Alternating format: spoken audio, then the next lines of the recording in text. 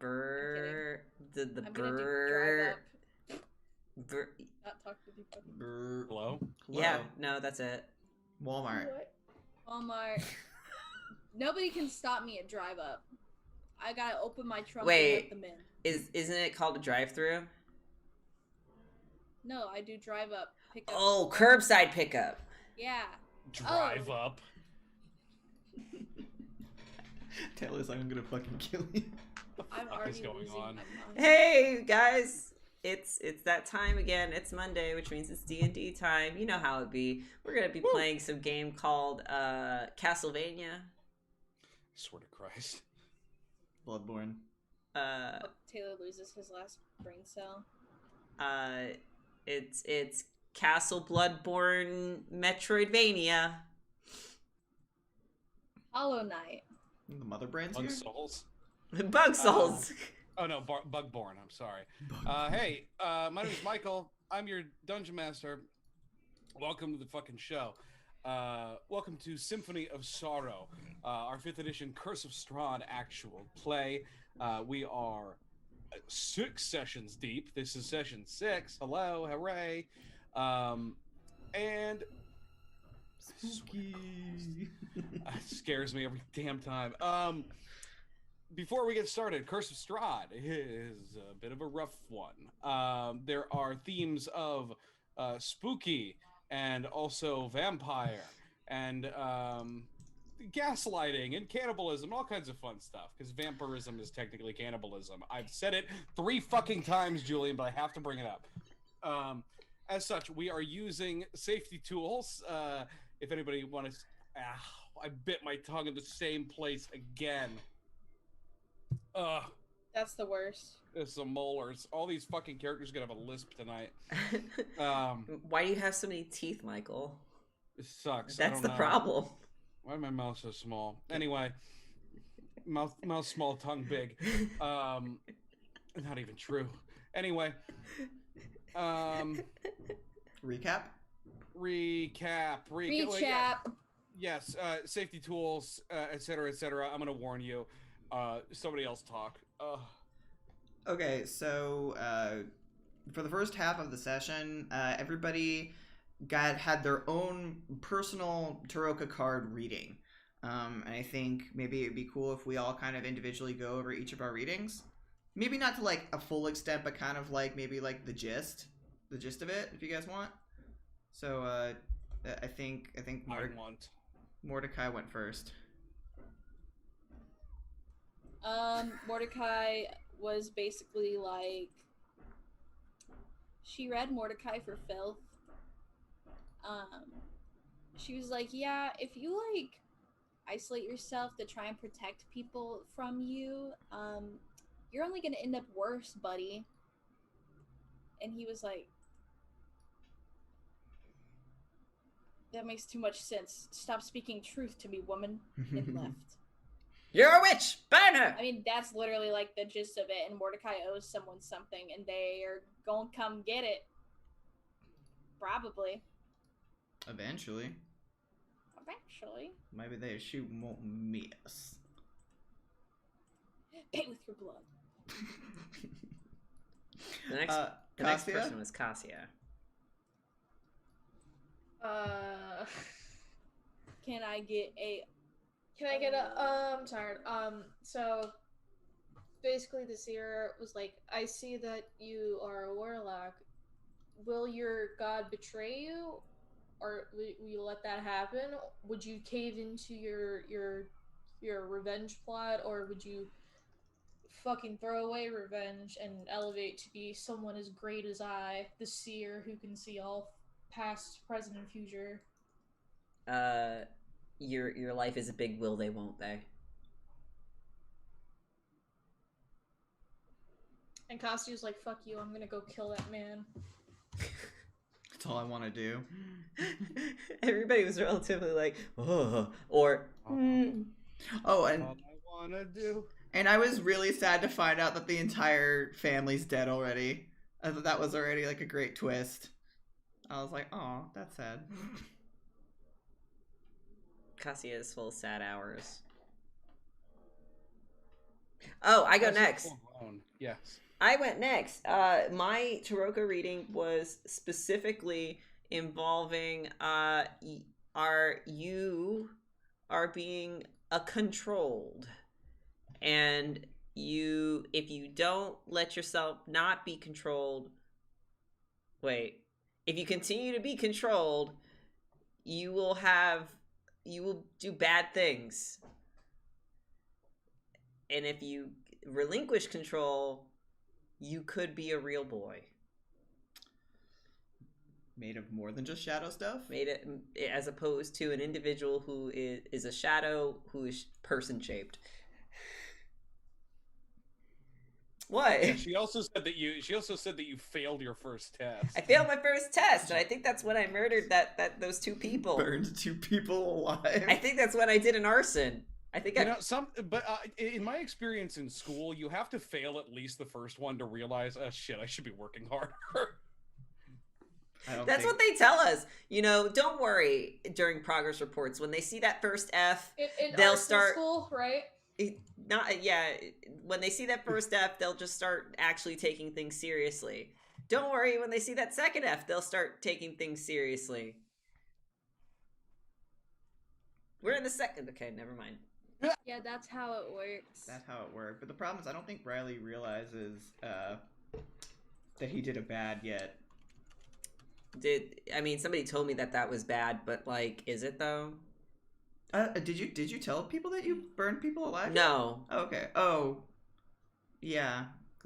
No, Morgantha said, you should be careful next time you do your arson, kiddo. Yeah. She has eyes and ears everywhere in her pies. The eyes are in the pies. No, just eyes. Just eyes. Have you seen her Taroka car? The entire skull is full of eyes. Oh yeah, the seer. It's fucked. Yeah, that is pretty messed up. Cool though. Cool looking though. And then Luke did his Taroka reading last because he wanted to get a vibe on everybody else, and then saw how everyone was really distraught after their readings, and that just made him hesitate more until Madame Ava was like, "Bitch, get the fuck in the tent." So he went in the tent, and his reading primarily had to do with the fact that he has been used as a commodity, and a lot of things involving his faith. Whether or not that means that he should completely discard his faith, or to change something within it. A lot of the reading had to, it reflected a lot of, a person from his background, and that made Luke terribly conflicted, because he thought he had moved on from that, but the reading is like, nah, bitch, you still stuck on this shit. So he has to deal with whether or not he wants to become sociopath, and re-replicate Blood Debt. Pretty much that. And then, needless to say, he was distraught after his reading. So he was like, he fucked around and found out, gee, why is everybody going in there and coming out really upset? That's not going to happen to me. Oh no, he knew it. He just didn't. He was hoping it wasn't going to be so bad. And then that was pretty much at dawn. And then Irina went in there, and Irina came out, and she was like, "No, you're not me." Screaming about how Madame Ava was alluding that she was somebody that she did not believe that she was. So that has big, interesting story vibes to it. And then we decided to move on and investigate the pool by the waterfalls. I'll let somebody else kind of take the baton. We met a lady there, rich bitch. Servant holding an umbrella for her while she reads. Oh, that bitch. I have an idea who that bitch is. One of them bitches Riley was took a special interest in her, and she took a special interest in Riley. Riley was like, "Haha, you read book, and she's like, "Haha, yes I do, little one." That's exactly how she sounded too. You like the flesh arts? And Riley was like, uh-huh. And she's like, "I do too." then she was Riley tries to blink back, but he just blinks. And then she was like, I must be going. And the servant was like, and basically grumbling the whole time. And as soon as she left, like a bunch of dead bodies, like, from the bottom of the pool. And we were like, those weren't there a those get second there? ago, right? That's new. Have bodies on retainer. And basically, the bodies hadn't been down there a long time. And Because they locked themselves into the water. And we kind of came to the conclusion that she was controlling them. Maybe. Her bodyguards. Or her bodyguard was. We couldn't get much. Because we did our best. And after that strange experience, we're like, well, guess we're done here. And we walked. And then we got to a bridge. And then we got surrounded. And we fucked them up. Because I have a funny spell called Push. Dust Devil. And Riley has a funny spell called Dust Devil that also does push. We just push off the side of the Chasmus Bridge. They Wilhelm scream all the way down. It's great. That's exactly what happened. And we're like, golly gee, that was great. I think you killed like one or two of them legitimately. Excuse me, that was a legitimate kill. Yeah, but you're the one who made the encounter at a bridge over a cliff. Yeah, because I thought it would be cinematic. It was cinematic. They fell off the cliff just like intended. Michael's gonna make every encounter have like +5 strength now, so we can't do that anymore. No, I'm trying to use the damn stat blocks from the book. Ugh. And then we went to a crossroads where we could have chosen to speedrun Curse of Strahd, but I don't think we had enough of I don't think it would be successful. Yeah, I don't we think had it would work none out. of the magical items and helpers. So we decided. Also, level fucking 4. No, the speed run is just level 1. You just need really good handle on the controls, and then A you 0 just have soul to level fucking speedrun. clip the cutscene, and then you have to angle yourself in this funny little corner, and then Strahd just falls off a cliff. You make it to the top of Ravenloft. So we decided to go to the option of heading towards fun there. Vallaki, which was Ismark and Irina's destination now that they wanted to leave Barovia behind them. We had the option of going to the windmill where Morgantha, who makes the delicious dream pies, is at, but we opted to kind of bypass it temporarily for now and just head straight to Vallaki so that we could actually enjoy maybe resting at a nice place. And possibly going to Kassia's camp and investigating some other things and whatnot to maybe get a better handle of this place called Barovia. Yeah. So like there's the little town of Barovia, but the whole place is called Barovia? The whole place is Barovia, but the village is just named after the place. It's a fucking pain in the ass. Okay. Come up with another name, asshole. Anyway, that is correct. Yes, everybody, please take a point of inspiration. Yay. All right. I think to start us off, I'm going to repeat myself. I'm going to repeat the last little passage right before we ended, so you can get another glimpse as to what is going on here. So Taylor can argue that they're in a marsh instead of in front of a wall. Yeah, God forbid I said Palisade again. Were you thinking of the Florida Everglades? But that's where we are. We're just in Florida. This is Florida? Everglades, they're Palisade. This makes sense that we're actually in Florida with all the crazy shit that's been going on. The old Svalich Road meanders into a valley watched over by dark, brooding mountains to the north and south. The woods recede, revealing a sullen mountain burg surrounded by a wooden palisade.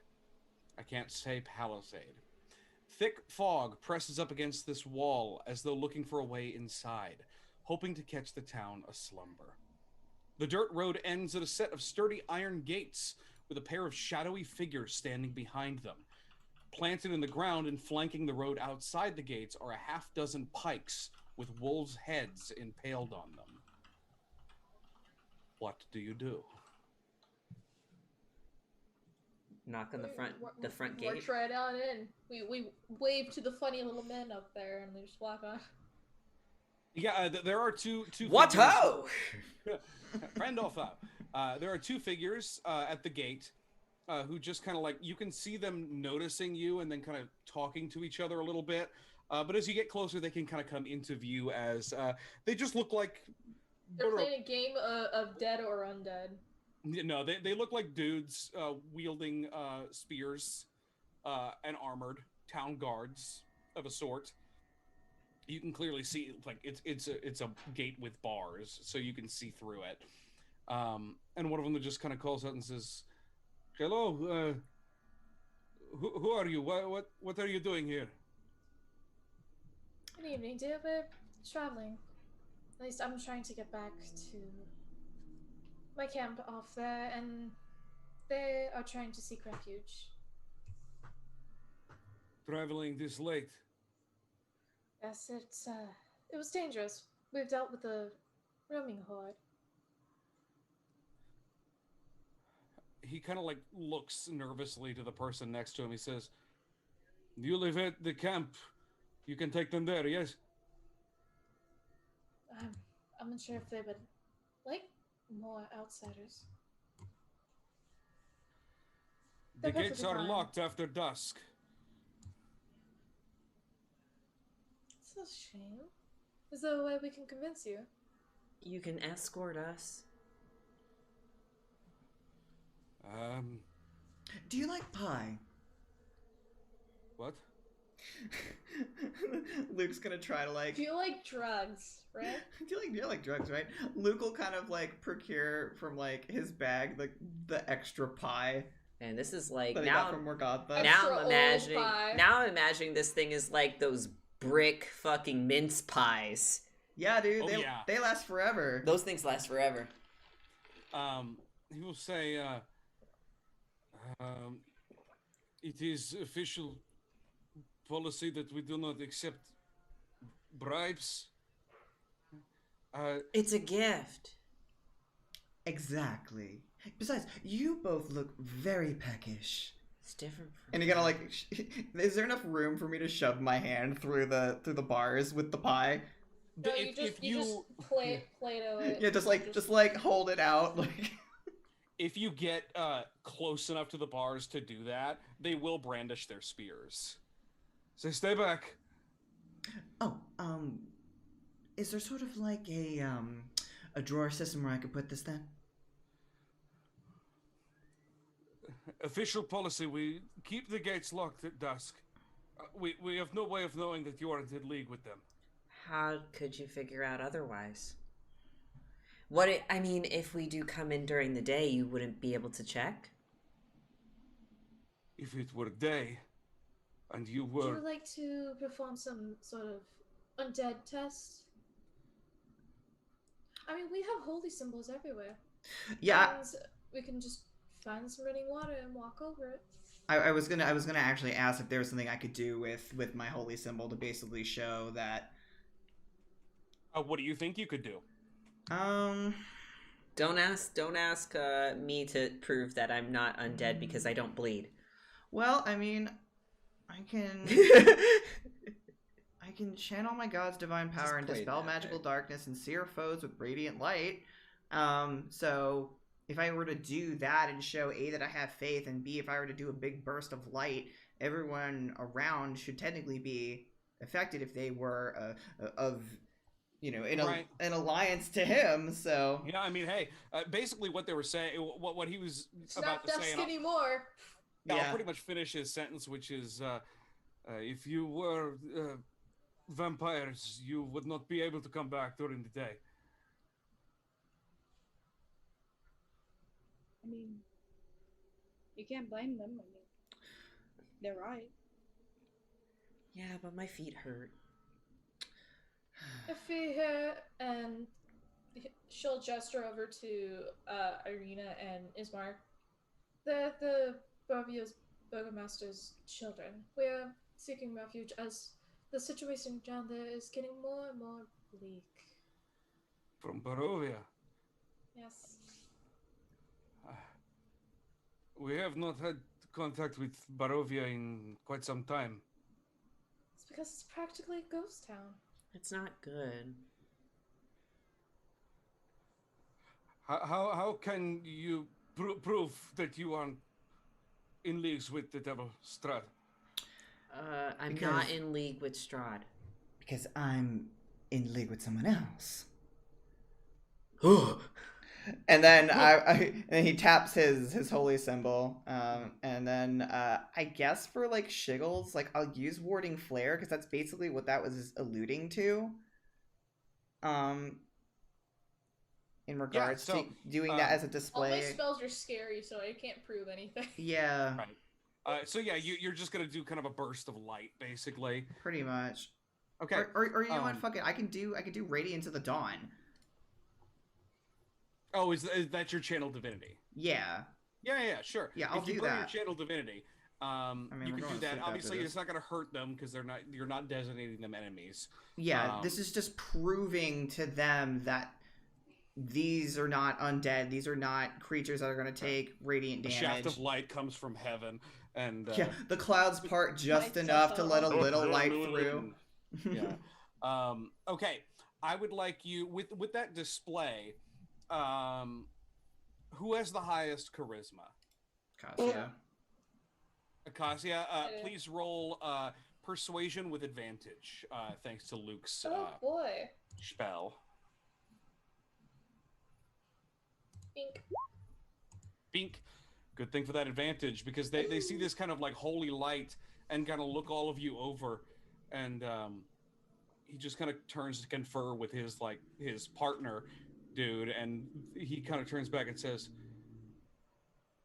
all right, just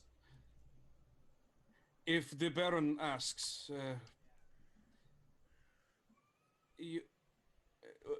yes, you please come in. He will go and unlock the heavy padlock around the gate, and kind of remove the chain and squeak the gate open just long enough for you all to get through, and then very quickly close and rebind and lock it behind you all. Thank you. I know that probably wasn't particularly very easy. Here, you should at least have something to eat. And he'll just set the pie somewhere. Just somewhere, yeah, okay. Well, I mean, I'm sure if they're guards, they probably have ledges where stuff is. Oh yeah, I mean, I'm sure, yeah. He'll say, Be careful, dear. Those are Morgantha's moon pies. We'll make you out of it for the entire night. Morgantha, the woman, her, yes. The Baron has banned outside trade, so we're not able to let her in. But yeah, she comes by every once in a while. We've seen her on the road. Luke raises a brow at that. Have you seen her recently? Yes, she came by not 2 days ago. With a little... Riley, was it a boy or a girl? A little boy. Yes, why do you ask? Okay, so No what reason. happens then? Is she came by with the child, and it was during the day, the gates were unlocked. She brought him in and found what was it? Milvoy. Milvoy. The boy who works at the orphanage handed him off. I don't know what happened from there, but she seemed content. She did not try to bring her cart in. We would have had to impound it anyway. Well, Riley, now we at least have some direction to look in. Mm-hmm. Thank you. We appreciate that. If we were to all find a place to rest our head this late, where would you suggest? Oh, the Blue Water Inn, the only inn in town. They should have rooms, I should think. If you just follow this road, and he will literally just kind of point back, spear in other hand, down kind of the long main thoroughfare. Um, he will say, just look for the sign, a waterfall. It is a good place if you have the coin. Thank you. Yes. Here we go. And again, if the Baron wonders where you came from, just tell him you got here in the morning, perhaps. Of course. You have our thank you. On your way.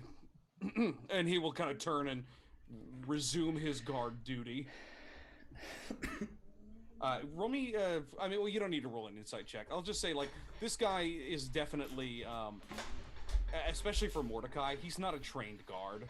None of them seem to be. It's a bit higher than like a militia. This is like some green. These fuckers are green as shit. Yeah, Yeah. Mordecai wouldn't have let anyone in regardless, because Yeah. his ass would be fucking grass. But yeah, if you kind of make your way down that road, you'll see like the town is much bigger than Barovia, and I mean like at least twice, maybe 3 times the size of the village.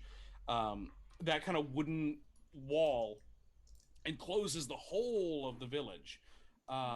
Yes, there's a new map, you little fucker. All right, here it comes. Valaki. Hey. Welcome to Valaki. You Where- guys have entered through the eastern gate. Okay. The Beastern bait. Beastern Bait. Big long road coming in. But yeah, as you kind of continue to walk through, you will see it's only just past dark. You get the sense that maybe it was like less than an hour ago they locked the gates anyway, so maybe that's why they're a bit lenient. But you make your way down the thoroughfare and you see buildings that appear to have like candlelight coming from them. Some chimneys. Some chimneys are blowing smoke. It is for all intents and purposes. It looks like a functioning village. Surprisingly enough, a far cry from what you saw in Barovia itself.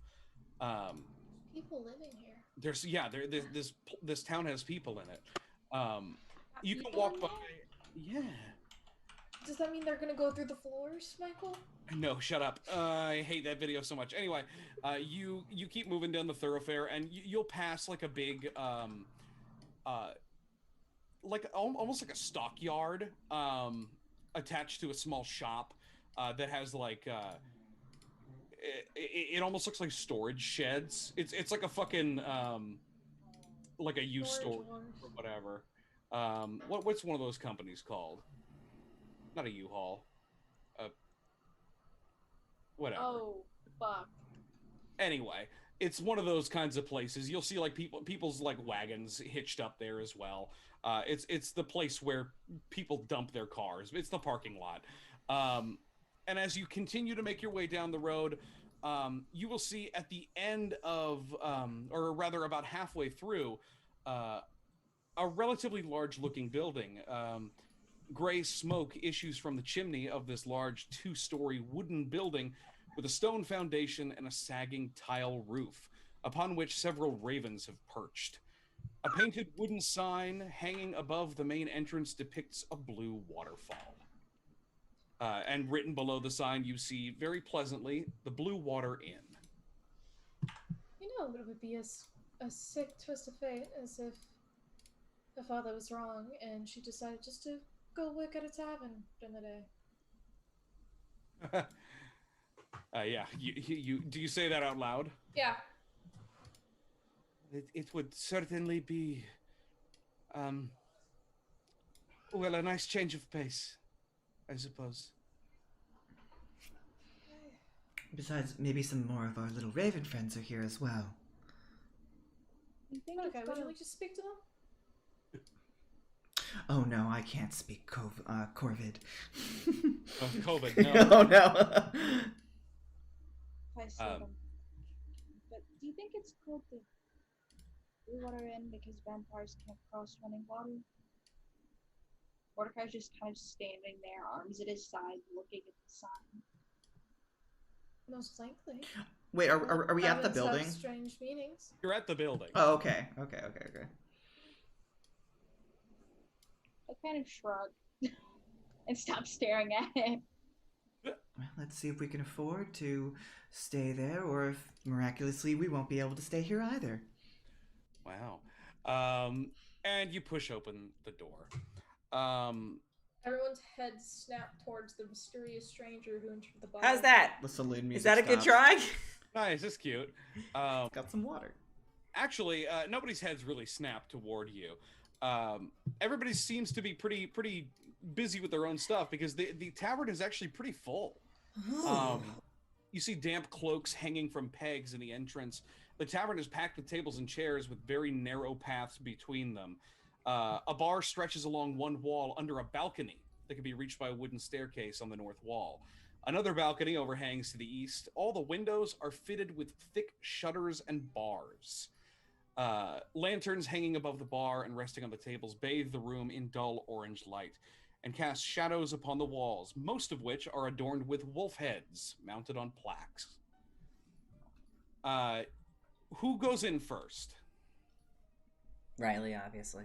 Just Of course. bum bum bum bum bum bum. Riley, roll me a Initiative. dexterity saving throw. What? 14. I was looking for 15. But No! you, as you make your way inside, you rapidly hear like thunking along the floor until like dunk, you are like slammed into about waist level by what appears to be a child who was not paying attention where he was going. And the kid like rams into you and then falls like backwards onto the floor and just kind of stares up at you like, what? You know, like, Shadow what's stuff going on? is pretty solid, apparently. Yeah. Hints. And Riley just like looks down and stares back without blinking. The kid just kind of looks up at you, and then eventually you see why he was running, because his ostensibly brother, they look very alike, is rushing behind him with a slingshot, and just kind of comes to a stop a few feet away. And you hear like a voice ring up from the bar down at the other end of the building. Hey, what did I tell you about running in here? Apologize to the man. And the boy just kind of like looks up at you dumbfounded for a second and like will scramble to his feet and say, sorry. And like just kind of pick up whatever he was carrying and shuffle away. It's like, yes, that's right. Now go tend to the tables. The woman behind the bar who shouted just kind of looks up to all of you and says, sorry about them. You know how boys can be. I don't. Well, then you're a lucky one. Oh, he knows. He's just joking. And like just kind of pats Riley on the shoulder as he gets in. Yeah, she just kind of like, you know, smiles and nods and goes back to tending behind the bar. And as you walk in, you can see, like I said, it's full of people. There are commoners about. Some of them, you know, in better spirits than others. At a table near the bar sit two very expensively dressed men in their early 20s. They're playing cards with some of the other townsfolk and appear to be belligerently drunk. At another table sits a pair of older men, each armed to the teeth and wearing thick traveler's clothes. One appears like to be... fun. Yeah, they're great. Those seem like the kind of people who would start a bar fight. One of them appears to be restringing his longbow, while the other one is cleaning a set of knives, which are Fun. covered in blood. Using rags, he's not being weird about it. But at the bar beside the woman who was speaking to you, you see a large man with a white streaked beard trying and failing to communicate with a rather heavy-set drunken man across the bar. The drunk is currently leaning over the bar, attempting to bring the bartender closer to plead for more drinks. The conversation seems centered around the fact that this man, yet again, has no money to pay, to which the man promises to bring many fish to repay. What do you all do? What do you all want to do? I think like for us, I think it's a matter of like finding a place to stay, be it here or otherwise, and then trying to find a way to establish Ismark and Irina to sort of like maybe start a life here. So maybe finding out like what does it take, like who has jobs available or who has, room. But first, we need to know what they do. Yeah, I guess that's the big thing. It's like, but if Ismark and Irina want to start a new life, and Valaki is it, we need to find a way to help do that. Yeah, I mean, one of the things that was brought up, at least by Ismark whenever he proposed the whole venture, is that there is a church here that supposedly claims to be a safe haven from the creatures of the night. That might be a good place to start as far as seeking sanctuary, and then figuring out just how safe, this place might be as well. Well, if this place turns out to be too expensive, and if we don't get a repeat of what happened at the other Church of Lathander, or actually, I don't know what church this is in this city. You can ask. Yeah. I'm assuming in the couple days of travel, I think that might have been a question that might have been thrown around. Yeah, okay. Then I will say, if you had spoken to Ismark and Irina, the only real worship that happens around here is the Morning Lord, those that don't worship Strahd himself. Then it seems to be kind of one of the few churches that's stuck around. Though they have heard rumors of sort of like call them outlanders that worship a being known as Mother Night. Roll me a religion check. Hey, is that bitch in the coffin in Skyrim that funny clown guy protects? No. Cicero. Funny clown ass Cicero. 18. I murdered his ass. 18. You should. I'll just give it to you. Well, fine, I'll give it to Var too. Why did I roll for advantage? Now I want to get it too.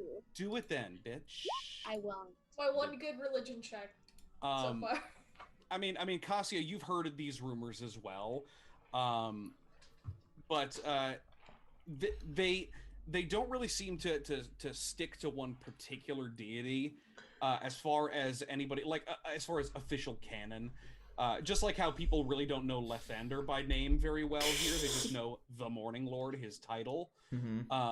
But Luke and Cassia, you would know that this, if it's anybody, probably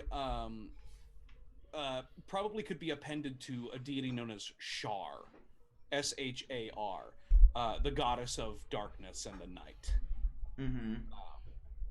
A traditionally evil deity, but I mean, what is darkness evil? It's a whole fucking philosophy. Yeah, this mess. funny pagan moon cult. It's fine. It is that's kind of the vibe you get from Shar worshippers. yeah. It's a little bit of a funny pagan moon cult. Same thing with They have spaghetti Shar's- nights. There you go, yeah, and Kool-Aid.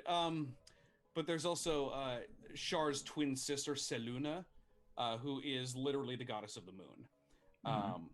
She's, Shar and Selune are bitter rivals. Oh, I know Sloan. Never mind. Yeah.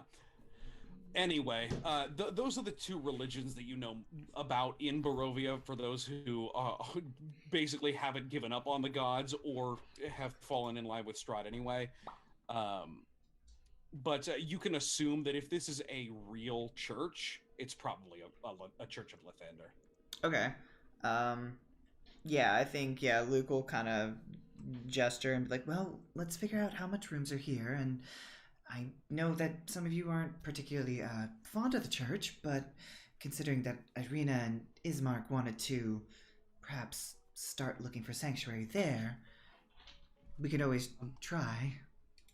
Yes, I don't know the name of the priest, but there were always rumors that this place was a safe place, if not for the walls, then for the sanctity of the church.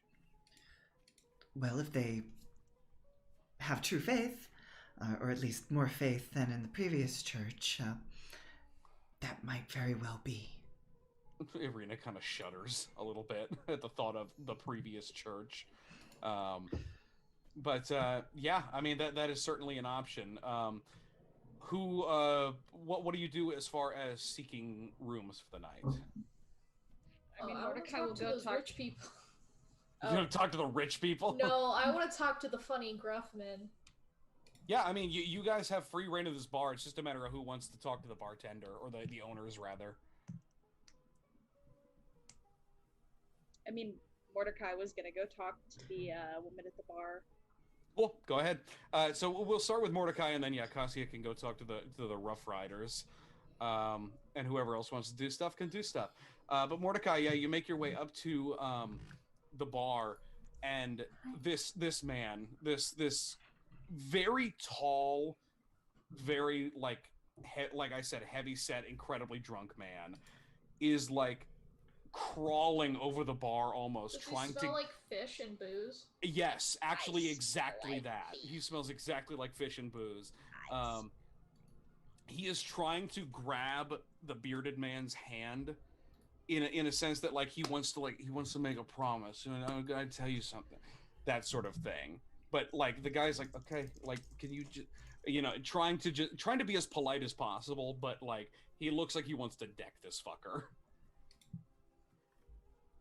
Mordecai will kind of step up and raise an eyebrow at the drunk guy and kind of tap his shoulder. And he will kind of he'll stop for a moment and kind of swivel his big bloated head toward you. If you don't have the coin, you're not going to get the drinks, my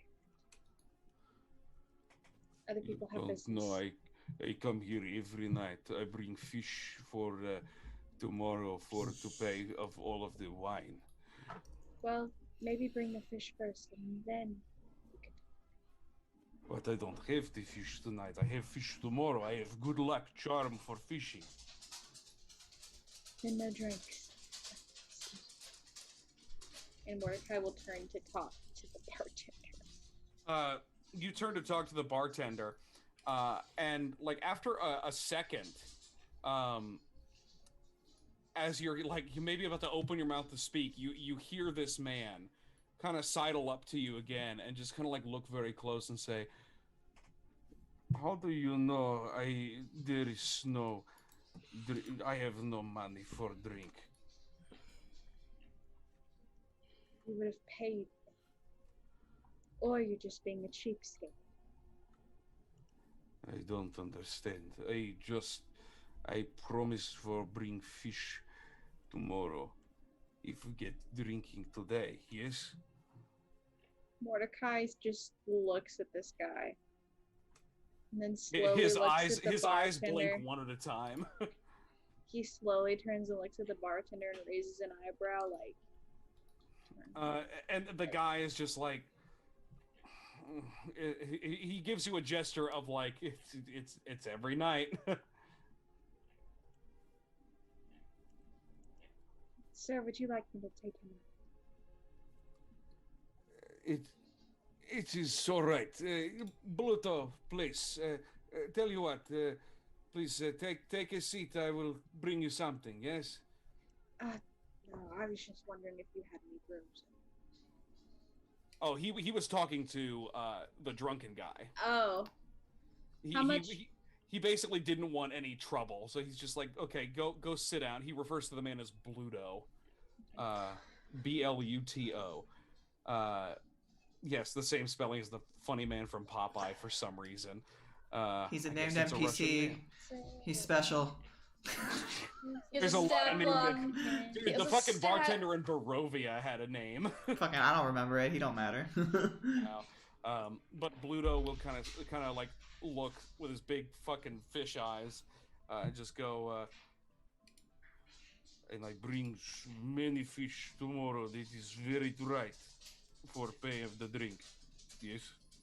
Yes, yes, of course. You bring fish tomorrow, and all is well. Please, have a seat. I have to talk to this man. Yes. And Bluto will kind of like toddler his way off into a corner. And the man will kind of like sigh and say, thank you, but I'm afraid once he has set his mind to something, there is no force on heaven or earth to stop him. I hate to see that kind of thing happen. Don't worry about it. It is occupational hazard. I'm sorry, but you all. He gestures to the others who are kind of around the room at this point. You are new to town, I take it. Yeah, we came in right before the gate. We Ah, worried we would make it. yes, you're very lucky then. It is a bit of a struggle to get inside, but once you are in, well, anyway, Erwin Martikov, very nice to meet you. Nice to meet you. I'm Mordecai Lucas. Mordecai. Kind of offer a hand. Yeah, and he'll take it and give it a firm shake. My wife and I, we own this place. Well, like, it's been in our family for a very long time. Tell me, what can I do for you folks? We were wondering if you had anywhere to stay. We're quite tired. We got stopped by a horde, and that's what held us up.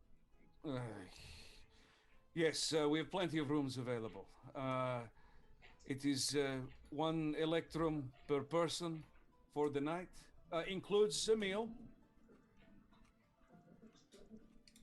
Can we double up in rooms? Or are you going to be counting us? It's basically it's an electrum piece per head. An electrum is half a gold. So for the 6 of you, it'll be just 3 gold for the night. The real hitch is no one ever uses Electrum. Yeah, it's a pain in the ass. You really went with the book on that one, huh? Yeah. Oh, yeah. I had to like look on like the list of money that we have, and I said, "Is that EP?" That's EP, yes. They will accept gold and silver and all that stuff, but an electrum piece is worth 5 silver or half a gold. But basically, he will continue and say, I mean, to tell you the truth, we don't get that many visitors.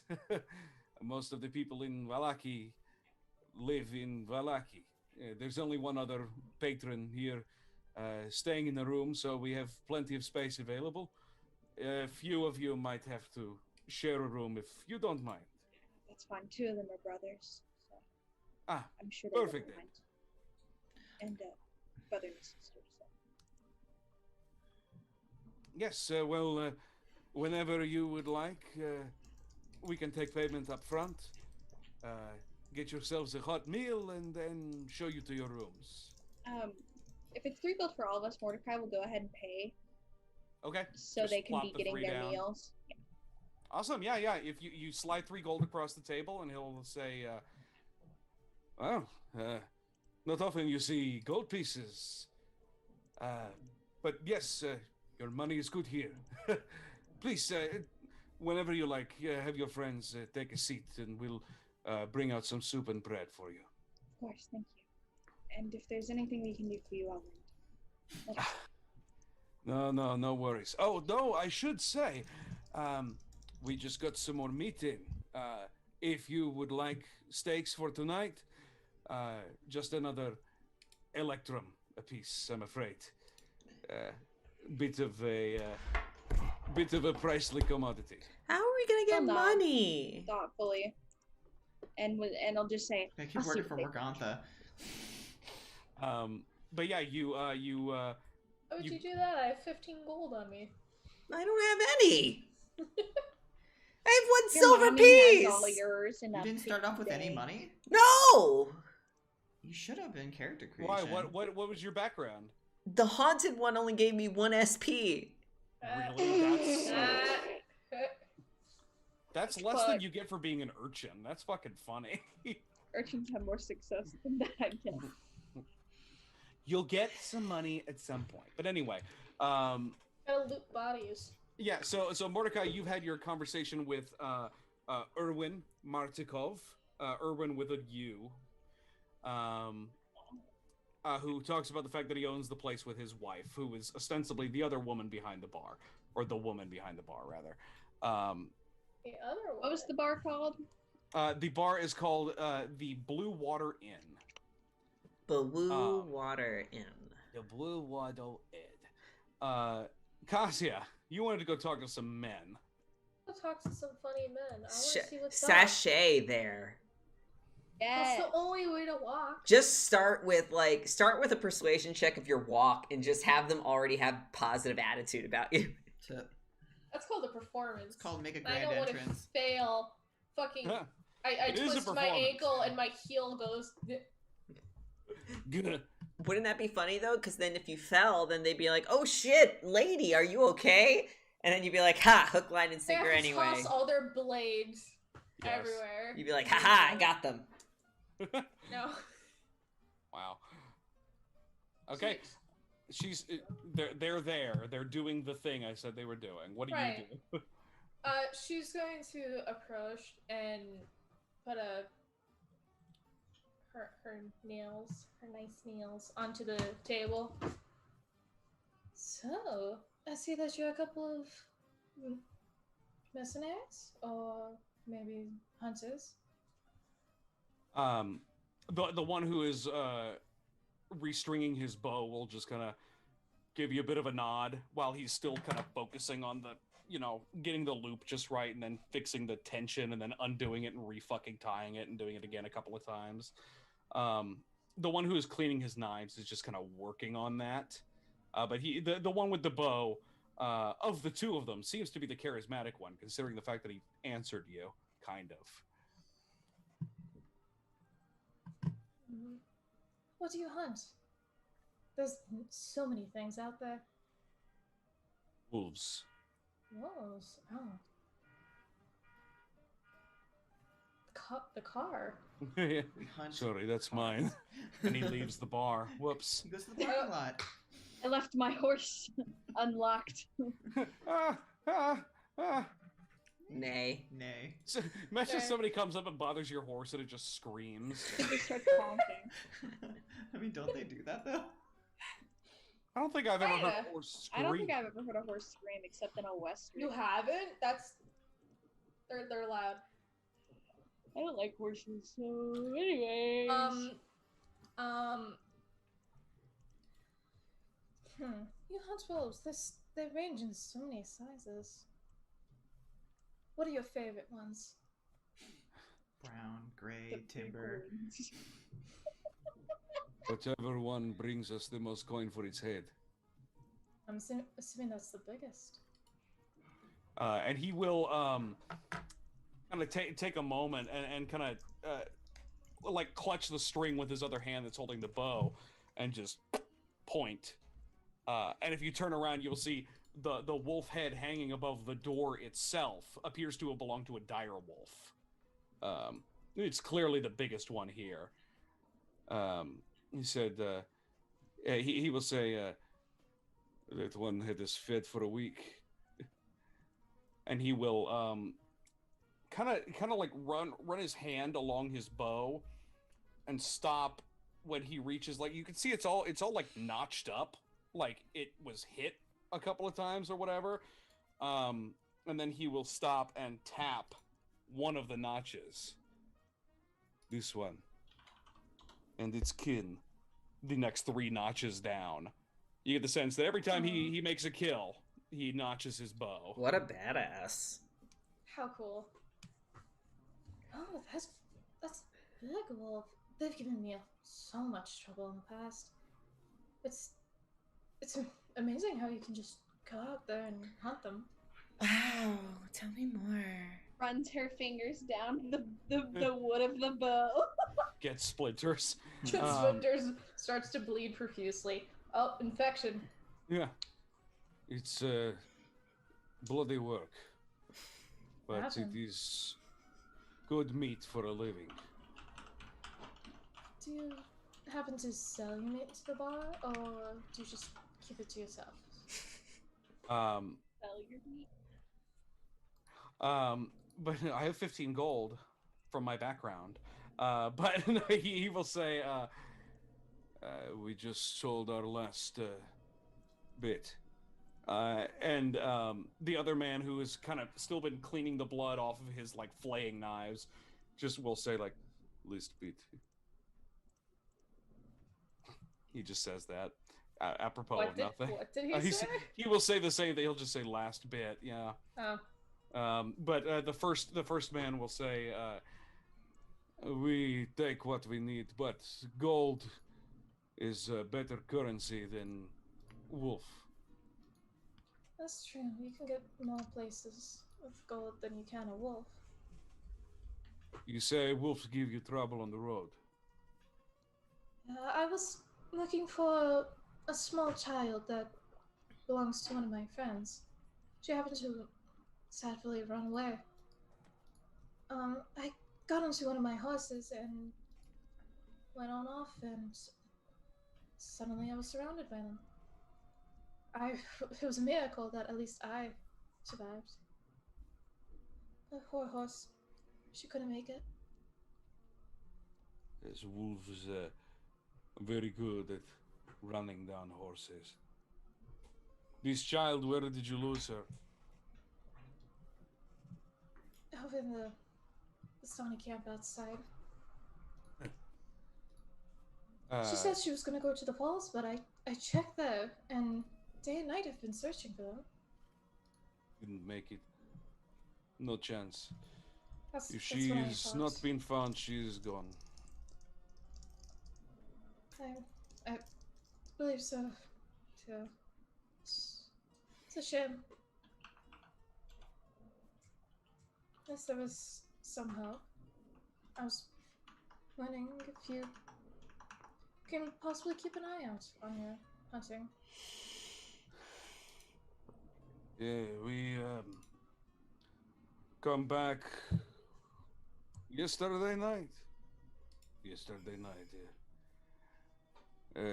We did not see. We go to the nearest den, where they like to gather. No remains. They're usually very sloppy eaters. Right. I can tell you the description of her, and I can buy you maybe a drink or two to help you remember. Besides, I enjoy company. He'll just kind of like raise an eyebrow at that for a second, and then kind of keep going with his bow. But he will say, Like this? "No, God damn it." But he'll say, "This girl, is she?" He kind of like gestures to all of you, asking if she was an elf. No, she's human, more or less. We don't see anything when we go out, but we'll leave again in 2 days. Perhaps we can take another look. Yeah, I would love nothing more than that. If you have more trouble on the road, we act as guides as well. Ooh. That might be useful. My friends over there, I have to find some way to get them home. It's 5 gold per day. Reasonable prices for such a dark time. It's foolish to travel the cursed realm at night. We don't do it. Yeah, because it's a horrible night to have a curse. have a curse. Michael throttles every single one of us. Michael just says roll for initiative. Obviously. Bar fight. That drink is still on the table if you would like.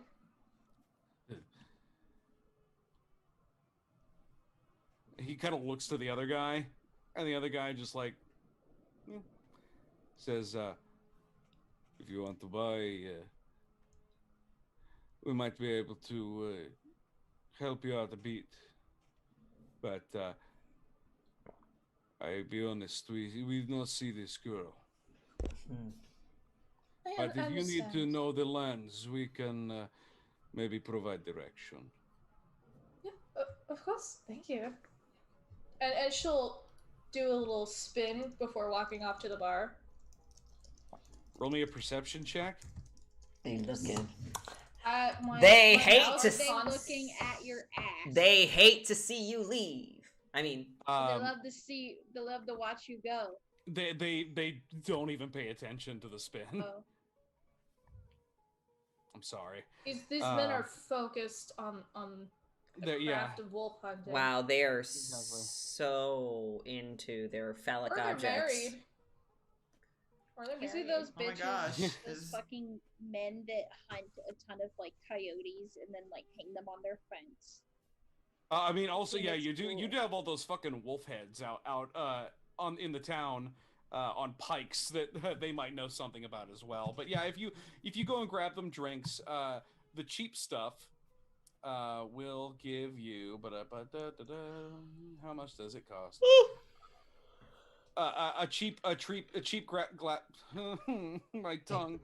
A cheap glass of wine is 3 copper, or if you want one of the good wines, it's a silver. Let's do silver because I could fucking care less about conversions. Cool. 2 silver then. So you have 8 gold left if you're breaking a gold. They will. Oh no, a cat. They will politely nod and kind of thank you and let you know that if you need directions, you can find them here. But they don't really invite you to sit. Oh yeah, that makes sense. You can't sit trying with to get us. information. Right. Do you have any questions for them, or do you just want them open for you? She just wanted to have them Start a dialogue. There you go. Start a dialogue because they look like hunters. They know the Yeah. land. They currently have blood on them, so I went over there. Yeah, and I will say that through the kind of grunts, they will eventually learn their manners and they will introduce themselves. The man who's been speaking to you, his name is Zoldar. Zoldarovich. Zoldarovich. Yep, Zoldar, son of Zoldar, is what that means. Nice. And his partner is Yevgeny Krushkin. How the fuck do I spell that? He will be on the conga later. don't. They are partners. Is this our gay rep? Partners? So I'm That's deciding a gay that. rep that I've inserted into this. I've decided Let's go. now. I've decided Gay now. rights? Yeah, Got a because couple of bears over there. That's why they're not interested. exactly. What fucking hunters or cowboys go out together on the range and don't end up having gay romantic love? Wiley is. I'm not saying he's an exception. I'm saying he's one of those. He's the rule, yes. But anyway, that's what you got. So we've got Luke and Riley. Do you have anything around the tavern that you would like to do, to investigate, to explore? Any questions you want to ask? Anybody you want to meet? The only other group that's left is the rich people, right? Yeah, I mean, you could talk. So Mordecai also arranged for the rooms, but like the owners of the bar, could be spoken to if you care to introduce yourselves. What do you want to do, Jesse? I mean, we You can have. ask them about the drunk rich people if you wanted to. I mean, we can do that, or we can have a conversation now. I mean, Yeah, if you guys are going to be gathered around a table because they're going to bring you some food pretty soon. Sure. Yeah, I'm okay with that. And if we're at the table waiting for food, I think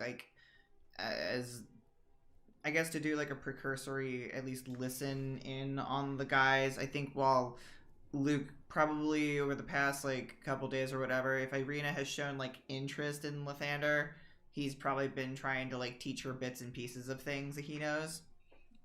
Yeah, she has shown, I will say, interest, but her mind is more on safety at this point. It's one of those things where it's like she is interested but incredibly anxious. Okay, yeah, like if she's like, because I don't know why I thought like she was like interested. So if she's not like she, what I say is she is. However, it can't. It's one of those things where it's like the Maslow's hierarchy of needs. yeah, no, There like you that's go. what I'm saying. Like if she's not like asking, then I don't think Luke's gonna like really like push any of that kind of stuff. the vibe you get is it's a welcome distraction. Okay. All right, so he's also distracting himself while he does that with her on and off. And then I guess if we're seated close enough to the reach people, I guess I would like to kind of do like maybe a perception check to see if I can hear please. anything. Sure.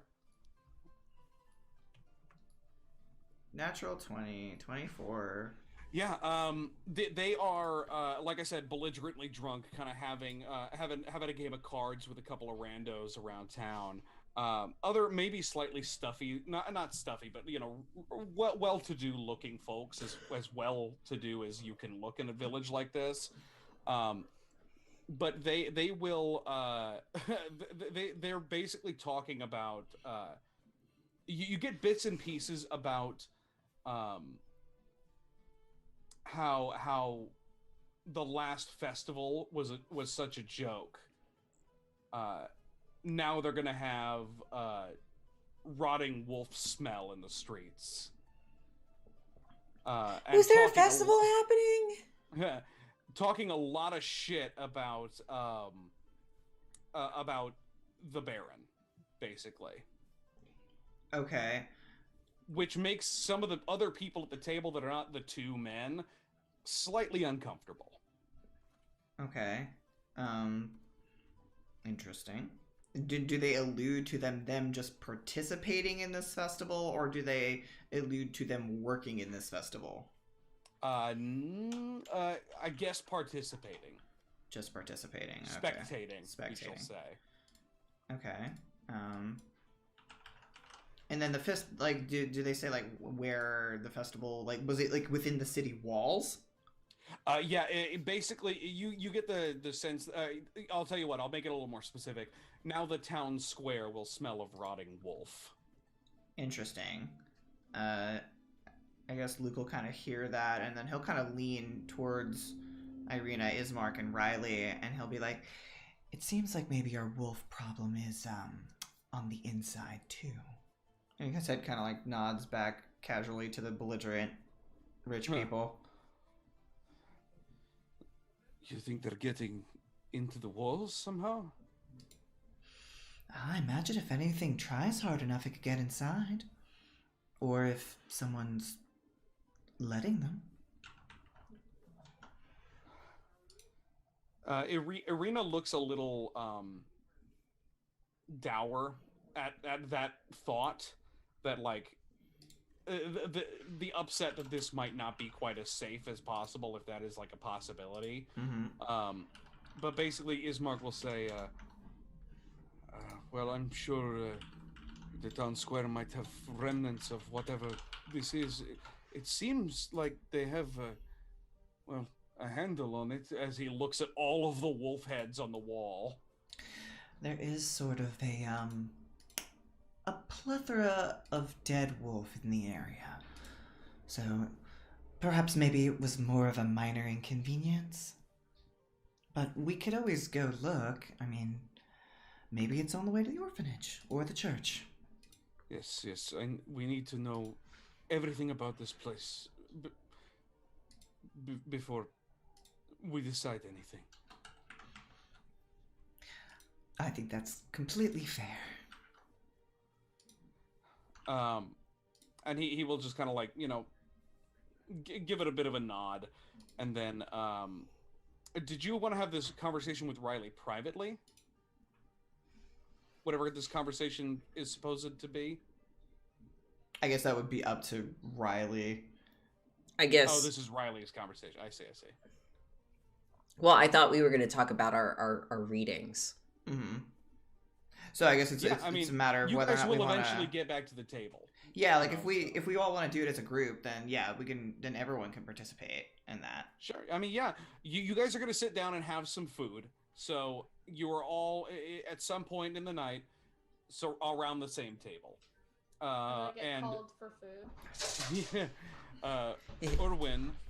Cassia is and just his like, wife- I was having fun with the boys. Yeah. Boys, they're gay. I love it. Yes. I saw their rings. Adorable. Erwin and Christ. his wife, who you will learn is named Danica, will bring several like steaming bowls of beet soup Borscht. Oh boy. and very fresh bread, like just came out of the oven fresh. Where's the last bit of wolf meat? Like, You the didn't many pay for the fishes? wolf meat, but they will kind of lay them down and wish you a good meal and kind of politely fuck off. Yeah. And you are free to eat and discuss. Eat and slurp your soup. Yay. Borscht. You like I scared Richard. Luke will mention what the rich drunk people talked about in regards to festivals being ruined, wolves being within the walls, and hey, maybe we should check out the town square at some point. Cassia will mention getting a couple of travel guides that they could ask to help go places or like where the general area looks like, Mm-hmm. and then their travel cost is 5 gold. It's a lot. What if the festival was murdering the wolves? I mean, killing. I wonder what the festival entails, too. What if the wolves are in the square because they brought them in and killed them? Well, considering our decor, I wouldn't be surprised. Outside the gate, there was a bunch of wolves' heads. Mordecai kind of shudders. It's kind of weird because, like, he'll say, I mean, I understand making a sport out of something like this kind of thing, protection, but you didn't see us putting the undead's heads on pikes, I mean, lining them up in some sort of display. it could be some sort of demonstration towards Strahd. He's the one who makes the wolves these way. I don't know why they would demonstrate because it. Hang on, my water bottle's somewhere. I also have the volume low, Julian, so... No, everyone else sounds fine. It's just for some reason Taylor sounded muffled to me. Me as well. I don't know why they would want to demonstrate if he wanted, because if he wanted them dead, they would simply be dead.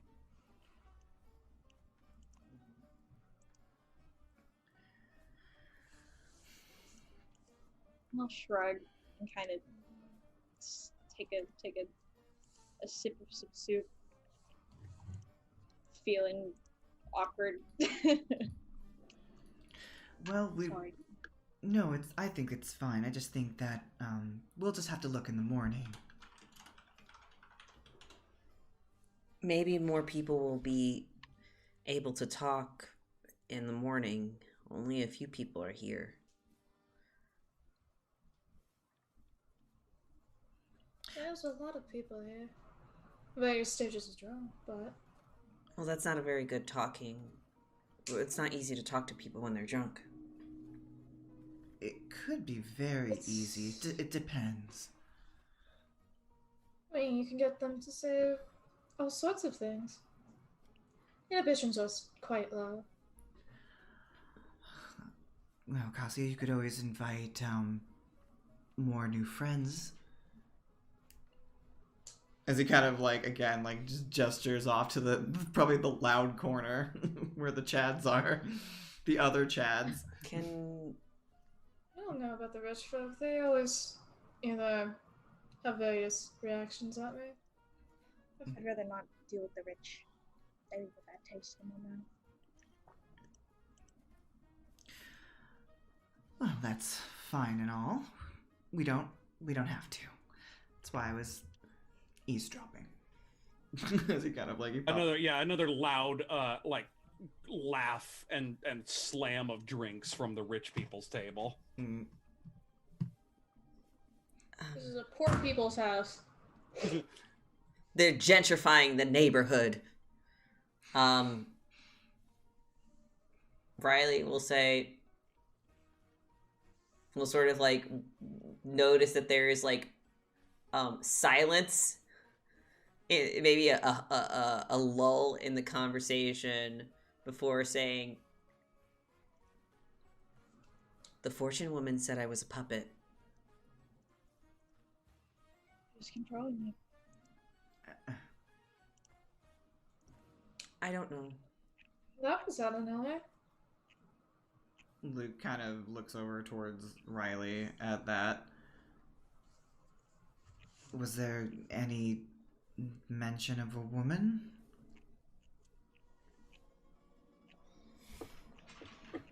I mean, probably. Jesse checks notes. I check my notes just to see. I know I typed it verbatim.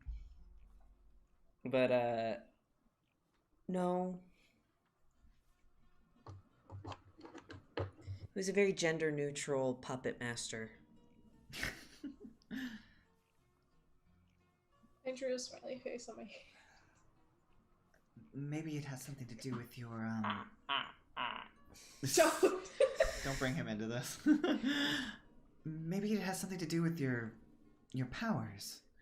After all, you just showed a rather diverse selection earlier today. I just saw you do it, and I did it too.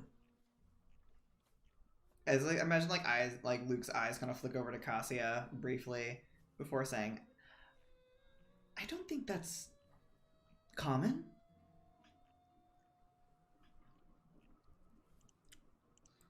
Is this magic and like natural, or was he touched by some sort of god? I wouldn't know. I've always been able to do it. Then maybe his powers are just evolving. Well, then I suppose we'll just have to make sure that you evolve to not be a puppet. Sounds odd to say. Oh, maybe with time we'll figure out who's controlling you and we can cut the strings. Idealistically. I mean, if you want to be. I don't think that you're hollow. I think I'm filled with things that are not making me hollow. Oh, not physically.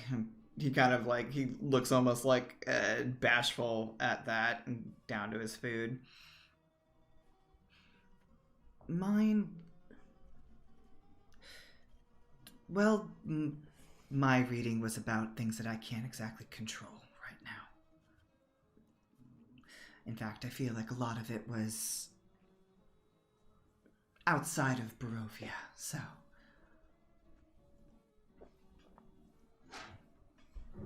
What if it followed you? I don't think he would. He kind of just smiles dimly back at you.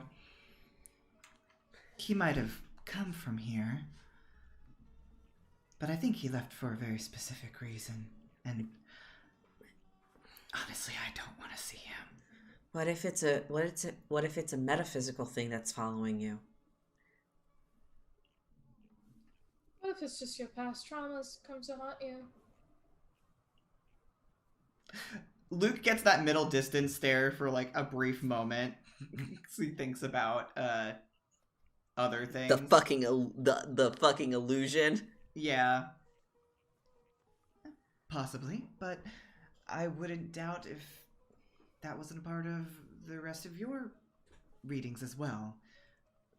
Besides, didn't the man at the fire say it was all doom and gloom and meant to scare you? Was yours scary? He'll look at Cassia.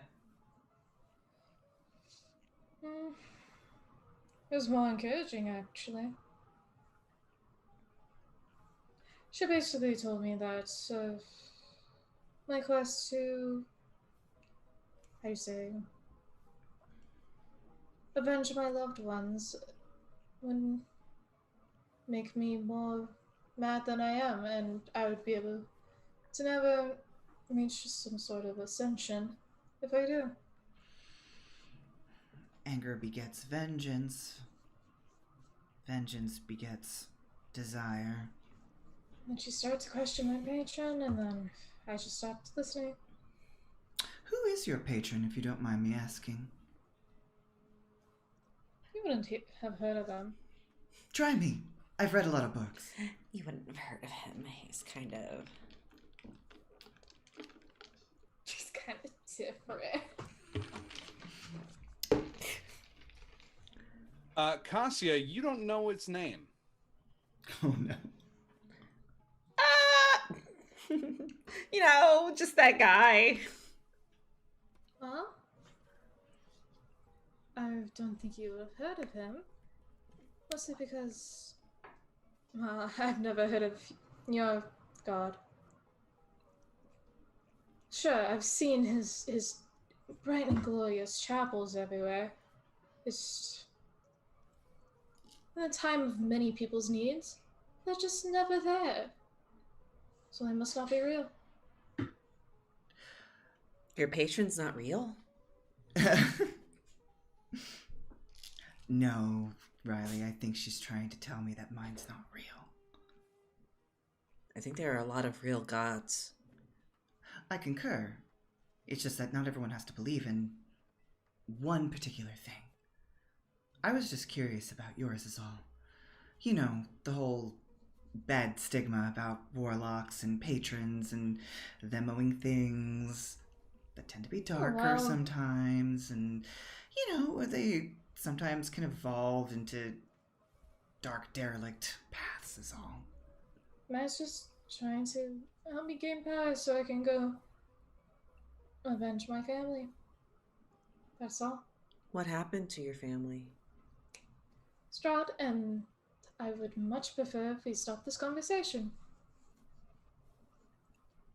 It's okay, I've lost practically all of my family too. She, like, blinks. Yeah, like Luke says, like, completely straight-faced before kind of looking over to Mordecai. Anything about yours? Mordecai will slowly turn. I owe somebody something. And they're going to try and get it back. Or get repayment. Also, if I continue down the path that I am on, I'll kind of pause for a moment. I'll end up worse than I started. Can you say that one more time?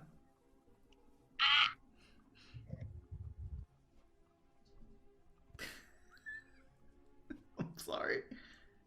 No, I don't hear you at all. Hang on. Oh, wait, there you go. Wait. Hello? Hello?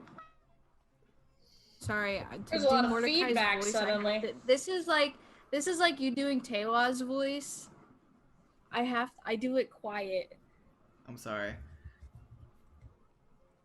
I owe somebody something, and they're seeking repayment. And also, if I continue down the path I'm on,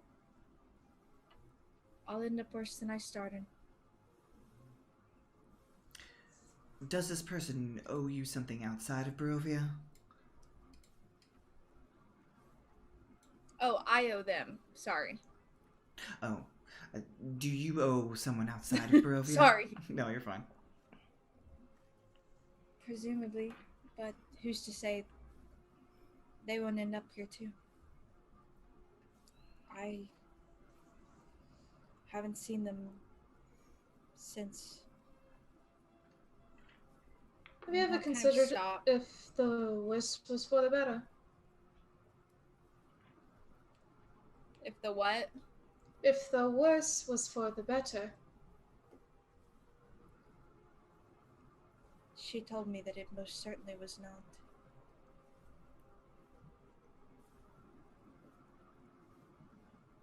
It's open to interpretation, but Maybe it's symbolic and metaphysical. Well, I don't know. I know it's not. I don't know what it is in your future that is so bad, but I mean, at least as long as we're all together here, we'll try to keep each other in check. Keep in mind, as a footnote, Luke never said what he was going to become in his. Mm-hmm.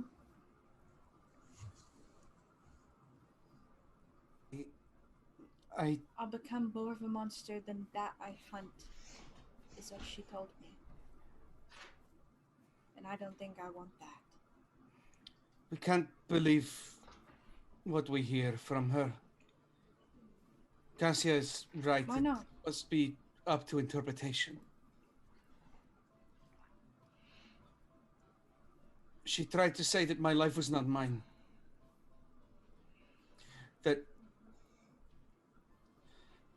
That sooner or later I would become someone else. One of his. And he'll kind of gesture.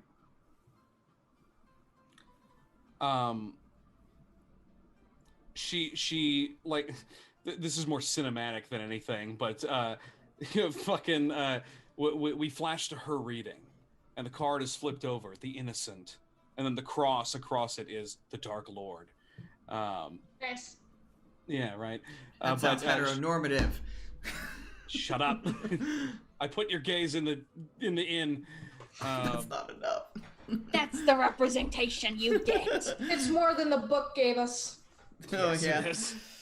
But she will say, I don't know what he wants from me, but I just hope that his light does still shine, at least on Valaki.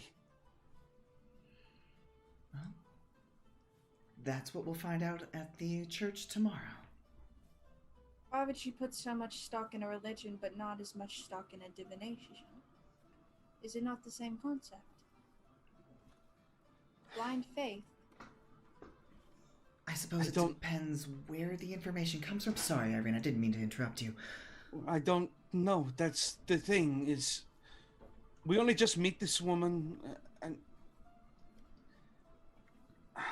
Are you sure she meant to become one of Strahd's followers, or did she mean become some more of the strange and mysterious God Lord's follower? I don't know. Or was she alluding to you, supposing to fit the role of someone else? Whatever it is, I don't want any part of it.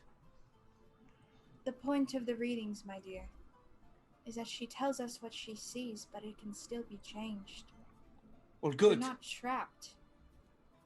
So take these readings and defy them.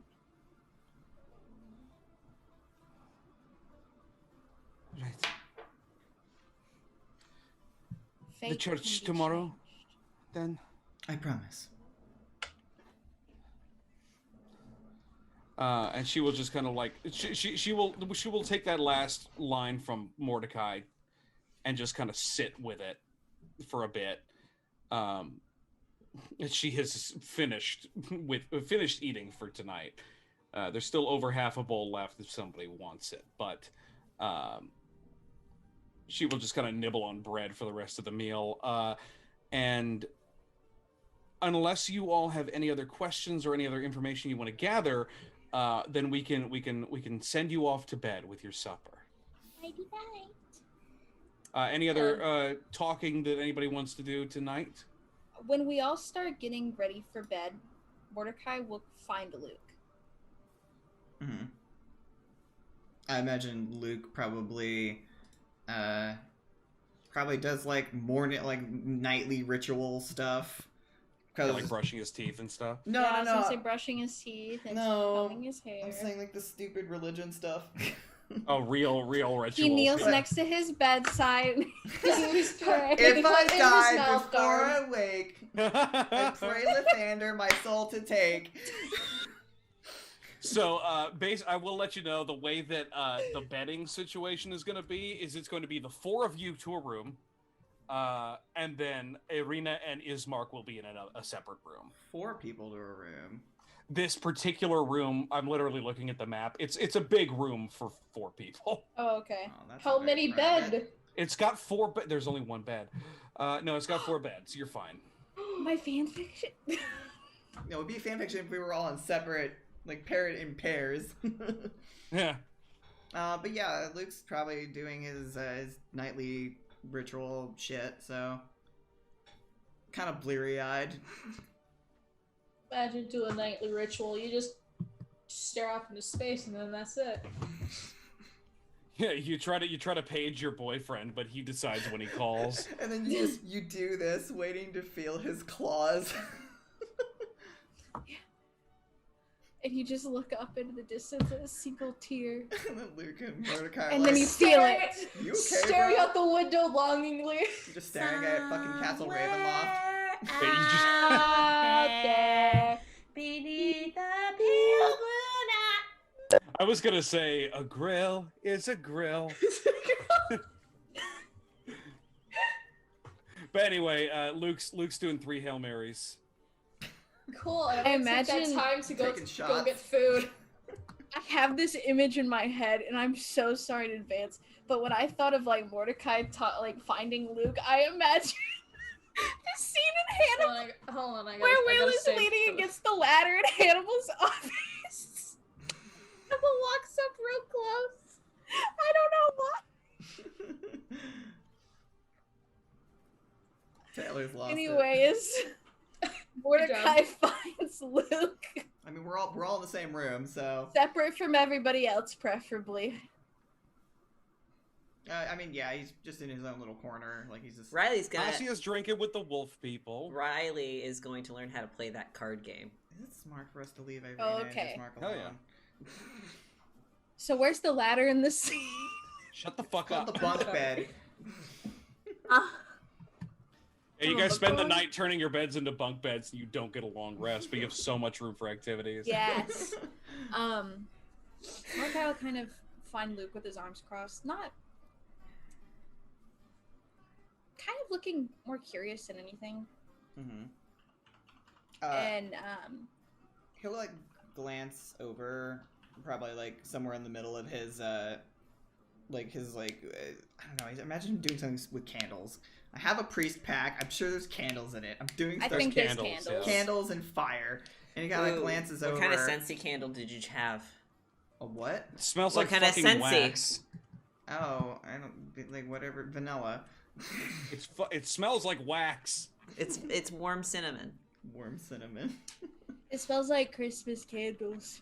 It smells like Yankee Candle. God. And he'll glance over, and he kind of smiles and says, "Oh, sorry. The lights will be out when we're actually all asleep." Oh, no worries. I was just wondering. About what? You never said what you'd become. What she predicted for you. Oh, I didn't say anything because I didn't think it was really worth saying anything. And he kind of like he looks back towards like the candles and he picks one up and he starts like lighting it from the one that's already lit. She it's silly. She basically said that there was something about an illusionist and that I would have one face as he lights one candle to one group of people and another face as he lights another candle on the other side. I think in private? I forget, honestly. She said a lot of things, and I sort of, I kept wanting to touch the cards. And then that made her sort of annoyed with me. You're avoiding it. You talk too much. Now or then. All the time. And he'll kind of crouch down next to you I imagine he's standing, but Oh. Where are these candles at? I don't know. Mordecai's that tall. They're on the fucking wardrobe. I don't know. They're just tall candles. Luke pulls out these impossibly long candles. These They're are like this weak big. candles. These are the candles that were in front of my mom's grave that are halfway burnt out. That he still got, yeah. It can't be worse. Actually, let me restart. Lucas, you know that the brightest rays of sunshine create the darkest patches. Depending on how bright things are. If it's directly above head, then the shadows are minimal. Stop avoiding it by taking everything literally. It's more like taking it out of context. That too. He'll kind of narrow his eyes at you. Are they gonna kiss? What the fuck? No! Fuck I'm you! just kidding. I'm kidding. Did Hannibal and Will kiss in that scene? No. Did they ever I kiss? mean, No. They No. almost did. Anyway. Did they ever actually Did kiss? they ever actually kiss? Mads Mikkelsen and Hugh Dancy wanted to. Anyways. in real life. Controversial opinion. Mordecai, Yes. I didn't put a lot of stock in the reading because a lot of the things that she told me I've either already overcome or have already faced. Or you think so? I know so. She... And then he lights a candle that's above, and if you look over, it's almost kind of sort of mimicking the cards in a way. She told me I would have to give up my faith. Or an aspect of it. I mentioned that once already. But the funny thing is that the very night that we all ended up here, I had already planned on leaving the church. In fact, that very night that I left with Riley, I was never coming back.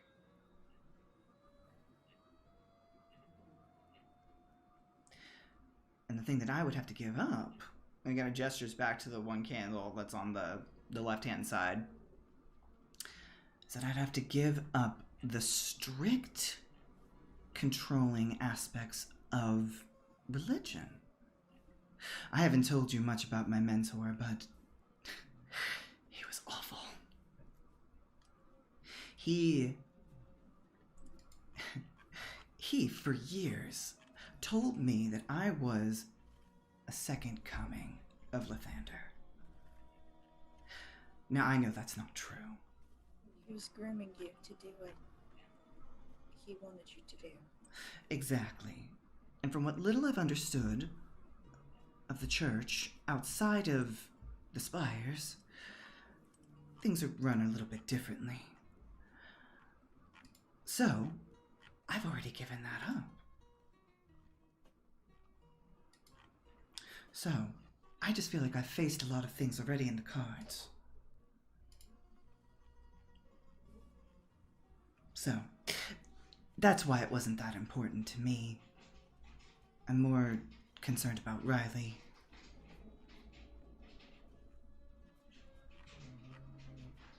I wouldn't disregard everything. Just hold it close and don't forget it, because something could sneak up on you.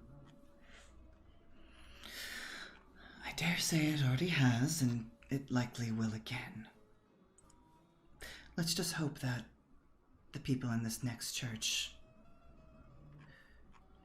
well, aren't deserving of judgment. And then he kind of he snuffs out the single candle, that's in the middle with his fingers. Just gentle, He killed himself. Is that a little bit of vindication I heard in your tone? Well, you could say that, considering that I still have my faith, despite me leaving the church, I might not just have faith in man that run it.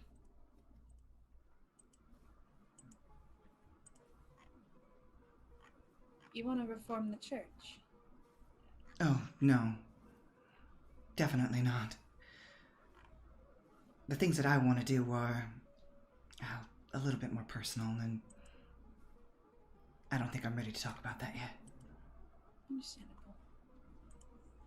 I guess I owe you for me bugging you about it. Oh, no. It's fine. Besides, I can tell that from the time that we knew each other briefly to now, you might need a little bit more assurance, especially with the people that are working with you. He'll kind of chuckle at that. The most you can do for me is when the person I owe comes around.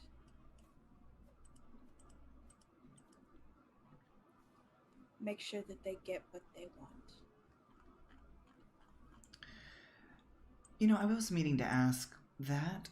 Is this like some sort of relic, heirloom, moral quandary that you owe, or... I owe someone, you know what they say, an arm and a leg.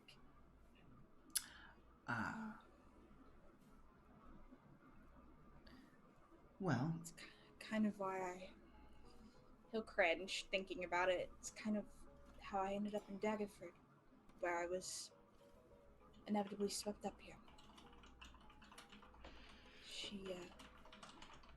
I had no right to take from her. Well, we'll cross that bridge if it comes to you. And don't hesitate to leave me on the other side, please. Oh, no. I think if we are going to defeat Sir Lord Bloodington, as Luke gestures out the window, I think we need as many hands on deck as possible. So, we'll handle your issue if it comes to you from outside, and then maybe we'll interrogate them on how they got in and whether or not they can get back out. Yeah. He'll kind of absently rub at like this star-shaped scar on his forehead and peer out the window. Just kind of thinking to himself. A grill is a It's grill. a grill. He wants his dad back. That's what he and his dad sing. Okay. Very cool. Riley, roll me an investigation check. I'm rolling an investigation check. Why? I just want to learn how to play cards. Yeah, this is you learning how to play cards. Oh. Investigation. You don't know how to play cards. I roll me a don't. persuasion check also. Teach me how to play cards.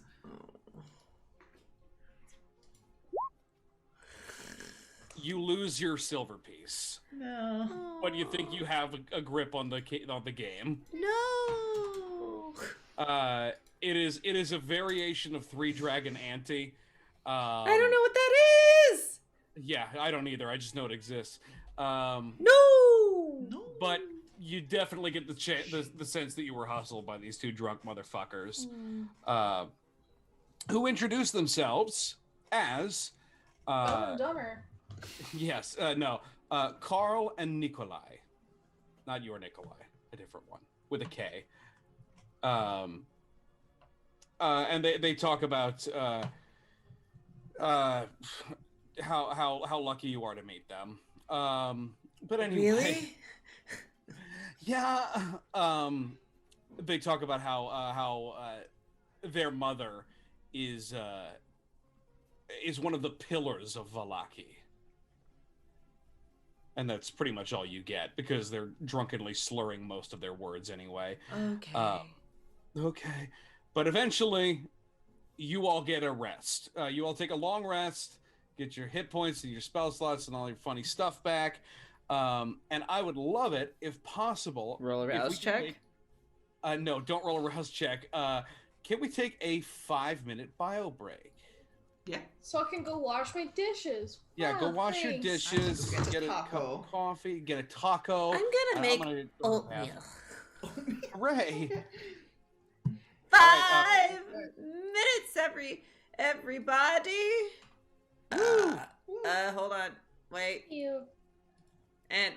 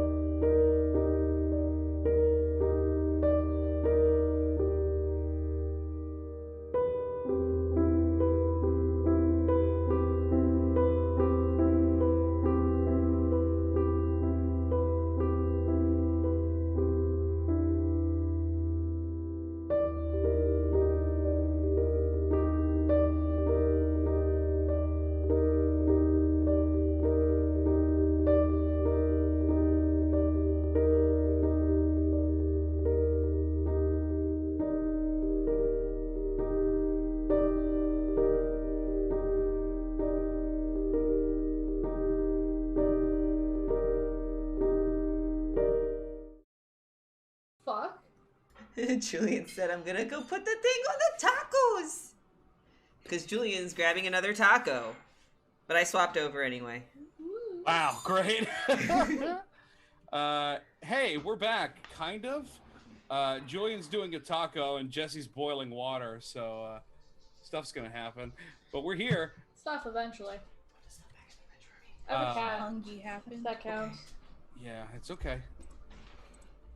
It's fine. I'm just gonna wait until the whistle happens. Oh, a kettle. A kettle. All right, everybody. Welcome back to Symphony of Sora. We got about another hour. Let's make it fucking happen. In the morning, you wake. The bar is considerably emptier. Bluto is not back. God bless him. He's probably out on a fishing trip. On the lake. The two He has hunters. to be. He promised a lot of fishes. They promised a lot of fish. The two hunters are gone. The two drunkards are gone. It's just, a couple of sad folks. But Drinking in the morning, yeah. yeah, when you guys kind of wake up and prepare yourselves and get downstairs, Urwin and Danica are there. And Urwin will just kind of like say, did we get a good night's sleep? Yes? Good, good. I trust everything was to your satisfaction. More or less. Much better than a bedroll, thank you. It's, if there's anything we can claim, it is that.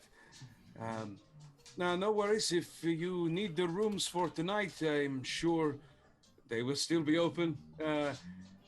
But please, if you decide you need to come back, just, we'll be here. I have a question. Yes, of course. Do you know any place where we can get money? Isn't that isn't that the question everyone has? A job board over there. No. Just look where the exclamation points are. Be honest, there's not much to go around unless you are in with the Baron and he has work for you. But I'm afraid not around the bar. This is a family establishment. We have everything that we need. But I'm sure that, I'm sure that all of you will... He pauses. And he kind of like glances over at his wife. And Danica is a little like, I guess, gives a little bit of a shrug, up to you, and then turns around. And Urwin, after kind of conferring with Danica, will say, well, to tell you the truth, my family, the Martikov family, owns this tavern, but we also own a winery out west. We supply the wine for all of Barovia. Which is good enough business. Our last shipment is very late, which is odd. Usually, our family out there is quite punctual when it comes to at least communicating. To be honest, you are lucky because our father, the old crow, has already gone out to see what the matter is, but he hasn't returned either. Also, if you point us in the direction, we can go and probably see it. We can look into it. Yes, of course, and it is no worries, but we might be able to. Well, we would certainly be grateful, and you would be doing a great service for all of Valachi. We can certainly speak to the Baron about compensation, and of course, we can help out in our own way as well. Wonderful. We'll definitely look into that. I do have a question, however. we noticed there was, you have quite a bit of a cluster of not crows, ravens when we were coming in. You wouldn't happen to have a nest problem, would you? I wouldn't say a problem. No, they come and they go. Just They must be attracted to the smell of the food. Luke looks poignantly to Riley, and Riley nods up and down. Yes, I will fly up there to check it out. Jesus Christ. Did you say accurate?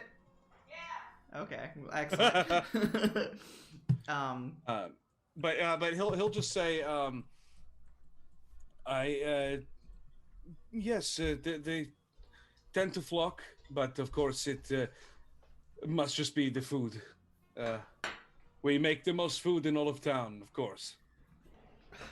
Entirely understandable. Thank you. And then he kind of like looks to the rest of them and just kind of like shrugs his shoulders briefly.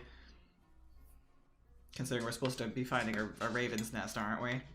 Or like a fly, like where ravens gather or whatever. I guess that's if you put stock in the reading. We have to put stock at least in the first reading. Yeah, right. No, definitely an interesting idea.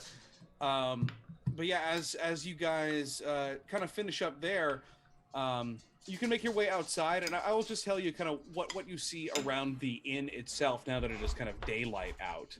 Ooh, daylight hours. Well, quote unquote, as daylight as it gets in Barovia. Outside of the inn, Hold on. outside of the inn, you will see it's relatively well appointed. It's surprisingly well kind of put together compared to maybe some of the other buildings around all of the valley that you've seen at this point. There appears to be, obviously there's a second story, that is where you guys slept, and in fact, to get to your rooms, there is an outside staircase. So you actually had to go outside to go up to your room. There is a staircase inside, but it leads to different rooms that are not your rooms. But as you kind of go outside, you know, there's a well where clearly they get all of their water, and it appears to be a stable out back. And as you kind of circle There the you place, see Aragorn. Horse. well, as you circle the place, you will see that the ravens that you saw kind of nesting and perching seem to be congregating around here, because it's basically a barn, like a tiny little barn attached to So many perches. tavern. Yeah. And I will actually say, I'll tell you what, just for fun, because it's true, inside of the inn itself, there's a balcony. There are two balconies, and the molding actually did have raven motifs carved into them. Riley is going to keep his eyes casted downward towards the ground because he's looking for something. Okay, what is he looking for? A sunflower. Or something similar. Roll me perception. And he's going to not focus on anything else except really that. Can I find a raven's nest? There are some... Riley is doing something. I know. For flowers. But with a 10, I mean, you find some kind of wilted ones under some shrubbery. But like they're more dandelions than anything else. He wants to find something that's close, so that's not going to do. So All he'll right. be squatted down, look for those, and say, no. And then focus back on the raven's nest like everybody wants me to. So I can what do you go. do? So I can go fly up and perch with them. Yeah, I mean, yeah.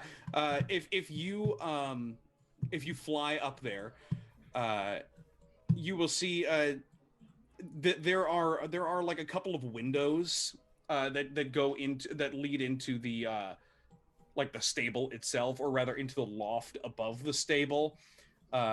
Dirt encrusted windows, and you can see that in the loft is it's full of hay. That's clearly where they're storing the hay for the horses.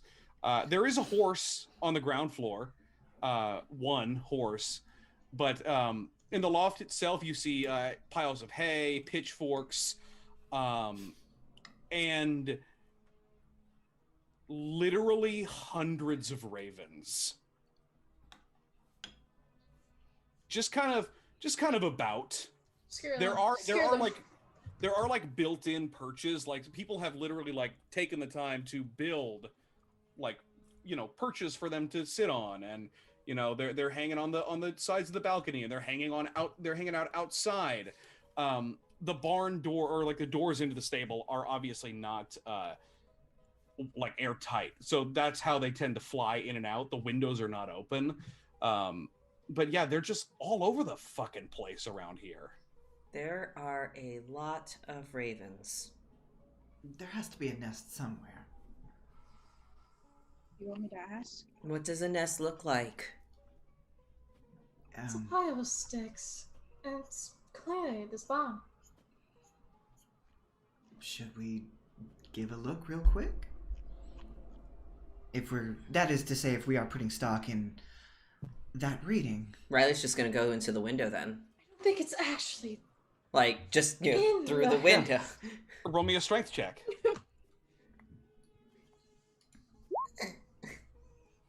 I mean, it's a little comical how difficult it is to open the window, but eventually you can like get it to crack just a tiny bit, but that's about it. Can I help him opening it? I mean, He's on the roof. I'm on the roof. Oh, damn, you're on the roof. Never mind. Uppies. You might have to go inside the old-fashioned way. Well. Can I just use fucking call it thaumaturgy Oh, yeah, I have to thaumaturgy just flick too. the window open?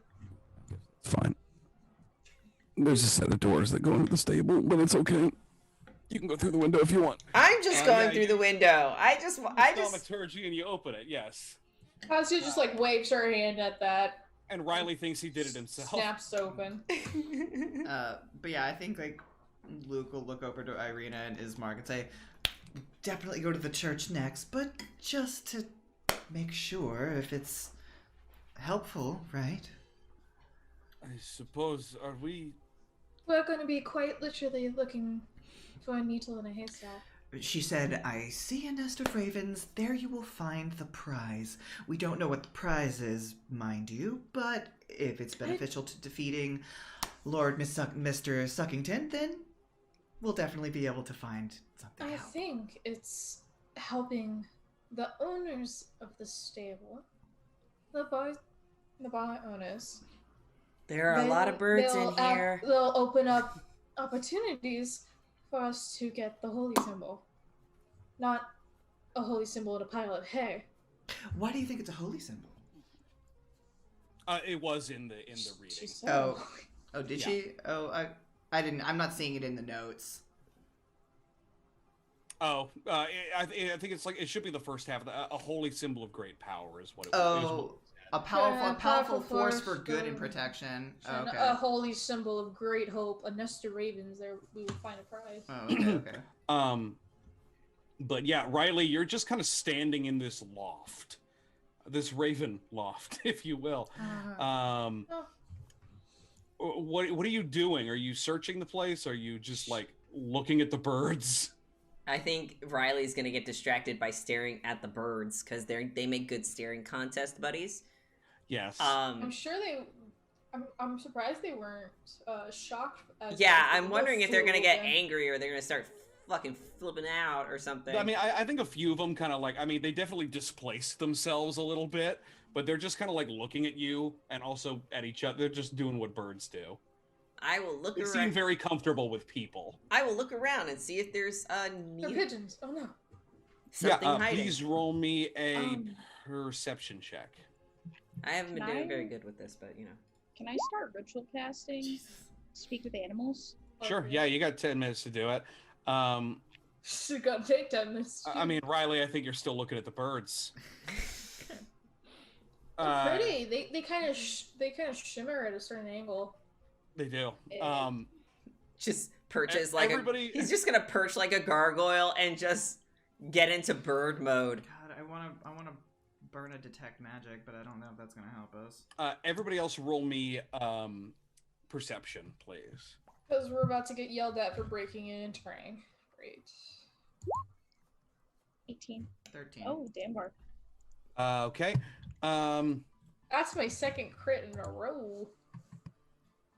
Yeah. You will hear some kind of activity rushing around the corner as you see the two boys who are introduced to you as Brahm and Bray, the sons of the owners, are chasing each other with slingshots again, and they are rounding the corner of the tavern. What do you do? Can I cast Thaumaturgy right now to scare the piss out of them?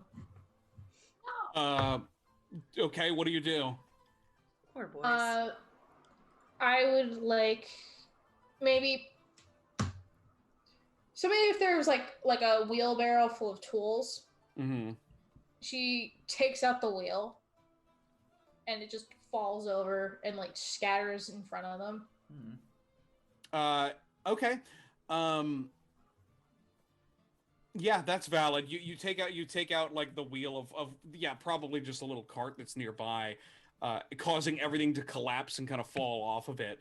And the one boy who had just barely made his way around the corner just kind of looks at it, and then turns to look at his brother, and then they both just run as far as they possibly can because they do not want to get this pinned on them. There you You go. bought yourself a little bit of time. There you go. Yeah. Riley, roll me another perception. Okay. As you are passable. Yeah, as you're up here, you can see what appears to be like I said, pitchforks and everything like that. But there's a few of them kind of in the corner, just like kind of pushed up against something, and you see a little something sticking out of the hay behind them next to the wall. Swear to God, it better not be actually fucking holy. I'm gonna go crawl through the fucking loft and the rafters to get to it. Yeah, you do that, and birds will kind of like angrily like squawk at you as you're invading their personal space. Ravens are dicks. They'll try to pull on anything. Well, if they do, Riley will come out hurting, but yeah. And as you get over there, you will see the closer that you get, kind of half submerged under this pile of hay, appears to be a wooden, like a lockbox of some kind. He'll grab it and butt scoot his way backwards. Okay, you grab it. And Riley, I need you to roll initiative. What? Mimic! Sorry. No, it's not a mimic. I was gonna try to talk to them. Okay. I would love nothing more than a mimic of like a tiny little lockbox. I got 8. Yeah, we're gonna theater of the mind this for the sake of me not having to pull open the map actually. God. A map for this place? There's a map for every building that is mentioned in Don't this worry, game. we hear screaming and then we go through the front door. Like Buster, right? With an 8. There you are, Swarm of Ravens. Oh, we found it, I think. You took their smooth and silky. Yes. Smooth. Give us smooth. They're like mine. But you the ravens immediately like their hackles raise high, and all of them like light from their perches and just start angrily squawking toward you. You have the higher initiative. Like a window? I think you can hear the agitated squawking. Oh, yeah. Riley, you have the higher initiative. What do you do? I'm going to Dust Devil. Dust Devil. Dust Devil. Bird Tornado. It's a hay tornado, just like Do it. oh no, that's a level 2 spell. I'm gonna hold on to that. It'd be funny. Mordecai It'd be will funny. kind of raise It'd his be To hand be up. fair, you are it. right. It would be funny, and I think I would would be do some funny. I would do something for the lulz because I'm a terrible person. So I'm going to choose. And it must be hard to like do a strength check when you're mid like takeoff. So I'm going to cast that Dust Devil spell again Okay. in the middle of the burbs, and Okay. and it's going to, again, any creature that ends its turn within 5 feet of the Dust Devil will have to make a strength saving throw. So Okay. Riley will kind of have it follow him, I guess. Like, so Riley will move or crawl his 30 feet to try and get out through the window, and the Dust Devil will be right next to him. Okay. Are you moving currently? So you're gonna move on this turn, basically. Yeah, I'm gonna move the 30 feet Yeah. if I can to try and get to the window, and then I'm gonna put the Dust Devil immediately in front of me. Okay. Like, not in front of me, like in the window, but like Right. behind my tail, Yeah. so that if the birds come at me, the Dust Devil will push them back. Okay. You'll keep the tail this day. You have this you have the box, and you rush toward the window, which you can just get out of, with the Dust Devil kind of behind you, as these swarms are going to come out through the window, come out through the stable doors, and they're going to attack you. They're just going to start pecking. They brought the battle outside. Yeah. You are going to take, what's your AC? 12? 12. You're going to take a total of 18 points of piercing damage as 3 of the swarms just beat the shit out of you. Like the birds. The birds. Do we just see this happening outside? Jesus! Yes. Birds are outside with us, Is my my speak with man. animals done yet? Yeah, we'll say that. What did they say? They say Uh, you got our fucking smooth and silky. Mordecai, we'll say that you can try to speak to them. Ow. Can I at least Dust Devil some of them? Oh yeah, let me roll a strength check for these guys. They're all around you. They all fail, so they are going to all be pushed back. Does that deal damage? Yes, it does. 1d8 Okay. bludgeoning damage, and they get pushed 10 feet away. Okay. Each of the swarms is going to take 2 points of bludgeoning damage, and they are all kind of blasted back by the wind. Yeah, some of them are just kind of whipped up in the Dust Devil. Mordecai, your spell prepares. Everyone just looks at Riley. He's just like, ah! He doesn't even know what to Lucas say just- now. Luke is just gesturing, being like, I guess it is there.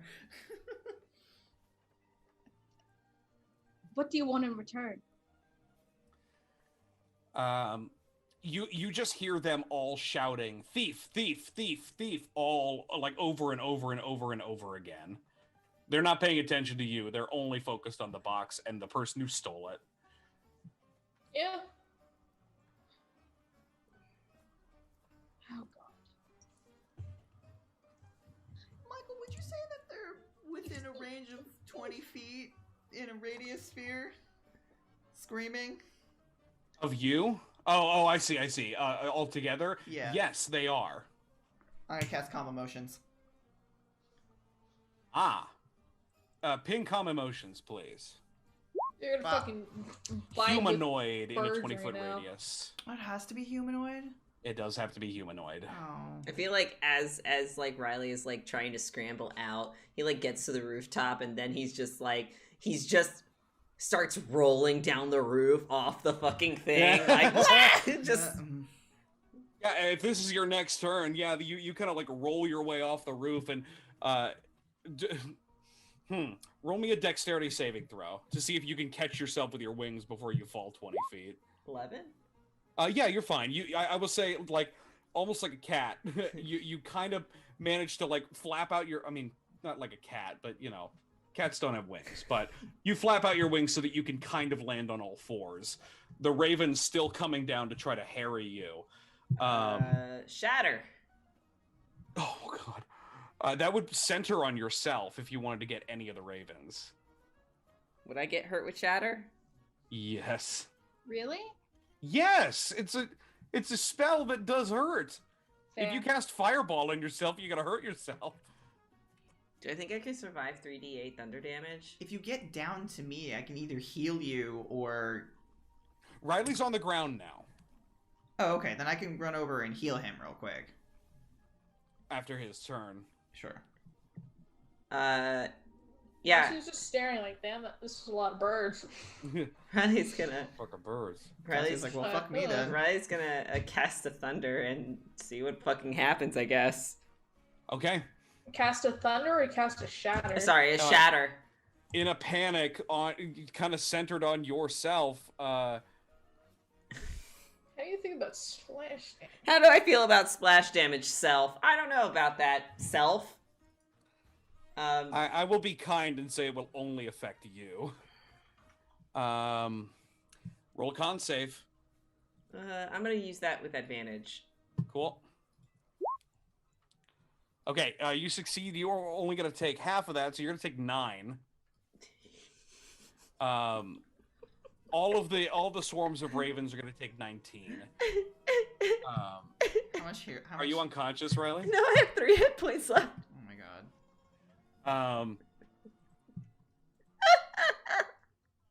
Can I heal my stepbrother now? Yes. After the Ravens' goal? Well, actually, yeah, it is the Ravens' turn. I will say I haven't had a turn yet. Are we really about to let Riley die to a fucking... I spare the dying. They are. Okay. It is a murdered I do raven. as well. Technically, they have to go. Here's what's going to happen. Let them peck at me. Come on, let's do this. They peck his eyes out. I think it's hilarious that Riley just like lands on the ground and all the birds just come in a shadow and just peck at him, and then they leave, and then and there's he's just a just skeleton. this little mound of shadow that's just like ugh. Yes, the last person in my family that's dead. Here's what's going to happen. It is the Ravens' turn. With the shatter, Thief. it spooks the shit out of most of them. It is a swarm. So the hit points they are flying the fuck away, basically. You have reduced the swarm's hit points to... You almost killed, quote-unquote, these swarms. You almost dispersed the swarms. As they kind of go to fly in, they are going to stop. And the reason for that, you can all turn to see, is Erwin and Danica Martikov, who have heard the deafening noise of the shatter and come out. They are going to just kind of look at all of you, basically. A bunch of like town guards are gonna kind of rush over to see what the fuck's going on. And Erwin is gonna put up his hand and say, it's all right, we just had a little bit of an accident. We'll be fine over here. And the guards kind of like look to each other, but they're not gonna, doubt it. It's the man's property after all. And Erwin is going to speak to you all and say, if you wouldn't mind, can we head back inside, please?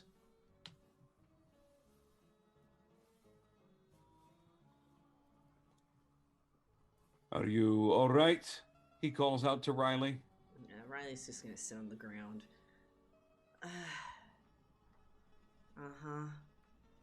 Yeah, Luke, you can go and tend to Riley. What are you using? I'll do prayer healing.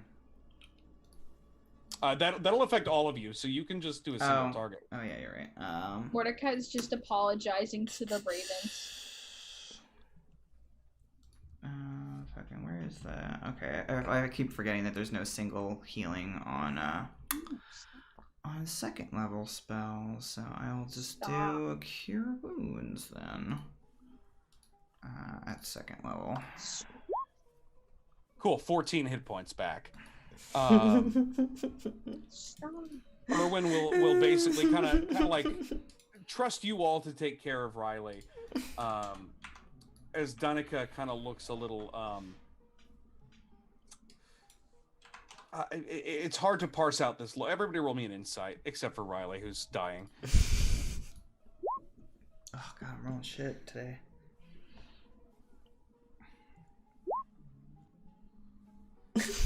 Thanks, Richard, for making me roll like shit. It's an inscrutable kind of look.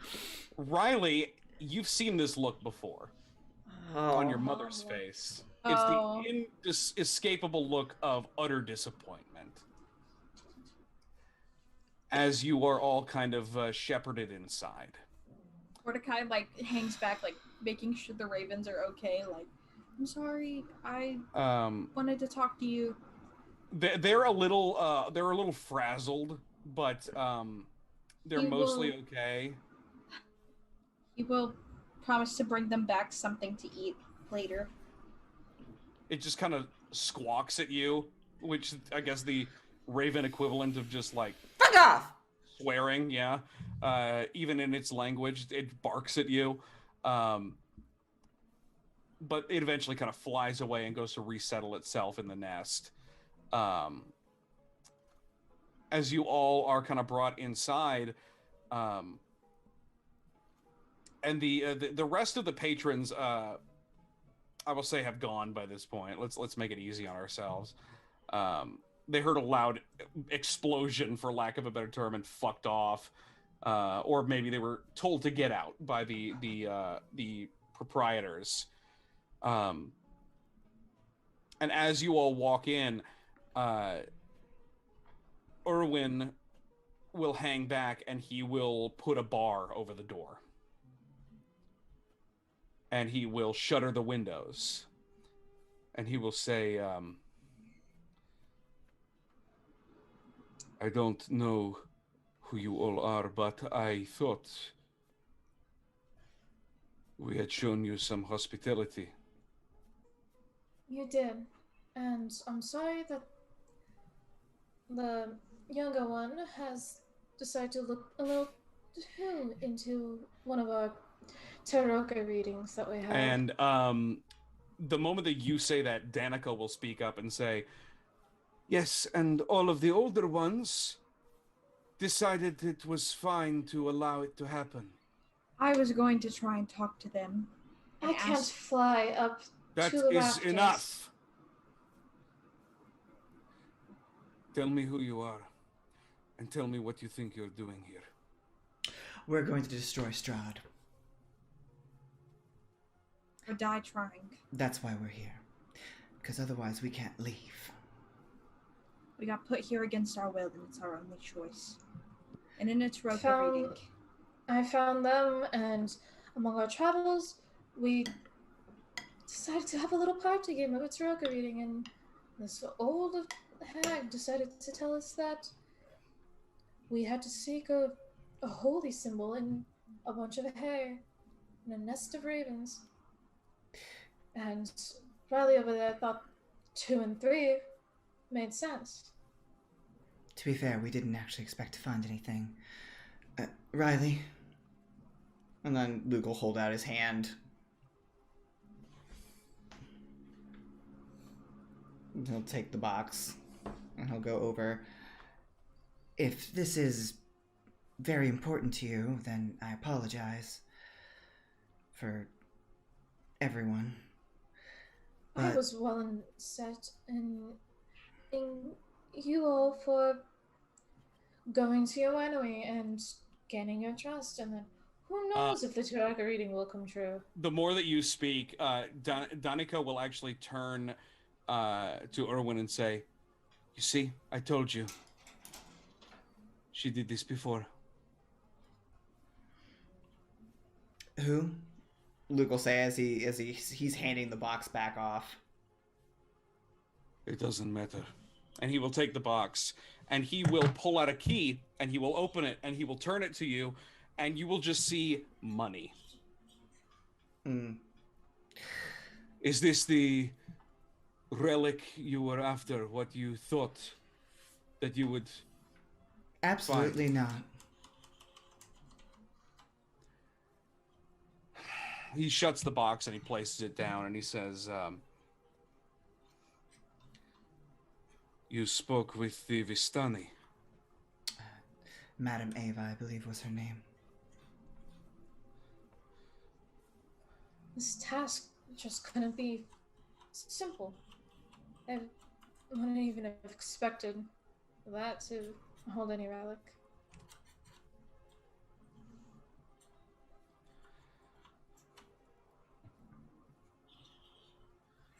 Well, she speaks the truth.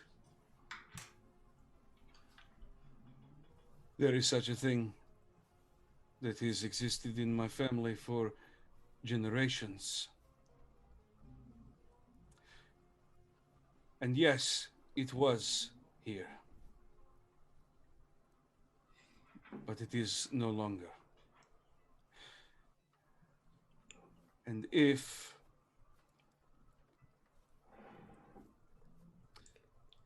you had spoken to us about it, we might have been able to tell you as much. And now your brother's blood is on our hands. I didn't Pardon me. bleed. Oh, he'll be fine. Don't worry about that. No, I'm not worried about him. I know he is fine. I know that you are a healer. What I am worried about is the Baron's men and everyone else in this town. What do you mean? You seek to destroy Strahd. Wonderful. Many have tried. Many have failed. We have seen it happen over generations. Right. Generations of Martikovs. Something about a wizard, right? It goes long, long before the Mad Mage. Mad mage. Well, what if we try and prove ourselves? Get something done. Build up a bit of a force and come back. Aren't we supposed to be helping them with their enemy? That's what we were going to do, yes. Before you decided to take matters into your own hands, I suppose. Mordecai looks like he wants to explode. We're gonna get kicked out of this fucking place. He says,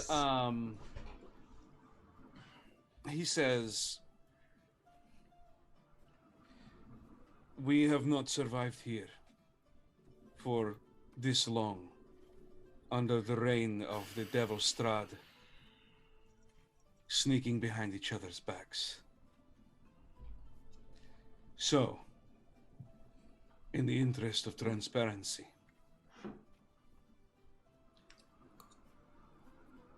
he kind of looks over to his wife, and she puts on a face like, what the fuck?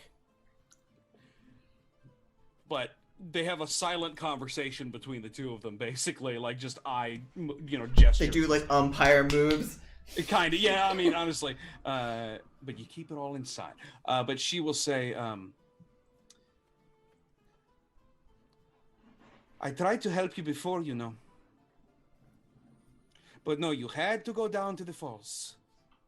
You had to run into... I'm amazed that you survived speaking to her, to be frank. Wait, What? what? Have you been watching us? The Raven. We keep eyes on everyone who comes through these lands. I spoke with you. Yes, you did. No wonder you couldn't speak back. I'm so sorry. Well, now that we have been honest with you, and you have been honest with us, can we agree that there will be no more of this? We do not want to see your blood or anyone's blood shed any more than already happens in this horrible place. For to be allies, we need to have the utmost honesty with each other. You have my pledge at least. And Mordecai will kind of place a hand over his heart I pledge allegiance to the flag No! of Ravenloft. To these guys. These baddies. As I said before, Madame Eva speaks the truth. We do have such a thing, a holy symbol that has been passed down our family, our kind, for generations untold, long before we even came to Barovia. We have kept it safe because if the Devil Strahd were to know of its existence, all would be lost. Do you understand? Yes.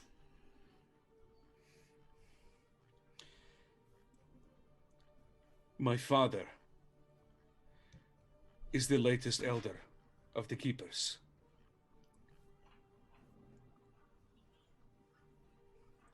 He has the relic on him. He takes it with him for protection, and he has made his way to the Wizard of Wines. The winery I spoke to you of, and that he has not managed to return from. Then to make up for this transgression, we'll go and look into that first. You will make your way there. The fates have decreed it, clearly. I only worry for the old crow. And might I add that you are lucky that he was not here for this. Because the Baron's men would have been here in a moment. But I do not like to see refugees and those that are willing to help thrown out into the night. Then we have your thanks. You have our thanks. Fine then. Now, if you please, we have work to do, regathering the flock. Those that are left. They cussed me out a little bit. He will walk over and just kind of lift the bar on the door, open it, and just gesture out. Mordecai will bow. Again, thank you for your generosity. And no mention of any of this to anyone. Do you understand? Of course. Of course. There is another staying in this tavern. It is only lucky that he was not here. But be We careful. will speak again. Send her in if you need us. And I think it would be odd for you to stay only one night, so I will expect your payment when you return, and perhaps we'll have a drink about all of this. Oh, I already paid him, didn't I? You paid him for the first day. Oh, okay. I imagine as everyone's kind of filing out, Luke will kind of take out the 3 gold coins and offer. Prepayment. Consider it a down payment for the night. He will take them, and he will just kind of give you a nod. He has a look on his face that is just he feels a bit betrayed, but he will do his best to get over it. Is kind of the best you can hope for at the moment. And the door will shut behind you as you all leave.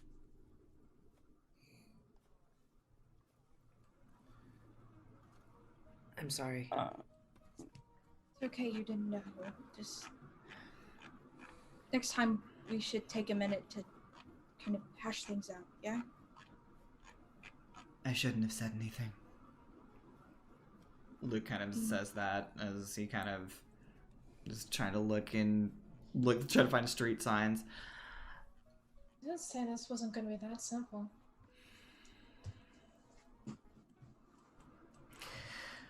Well, we should probably make sure that their old man is safe. I think that's the next step. Irina will kind of nod and she'll say, I'm surprised.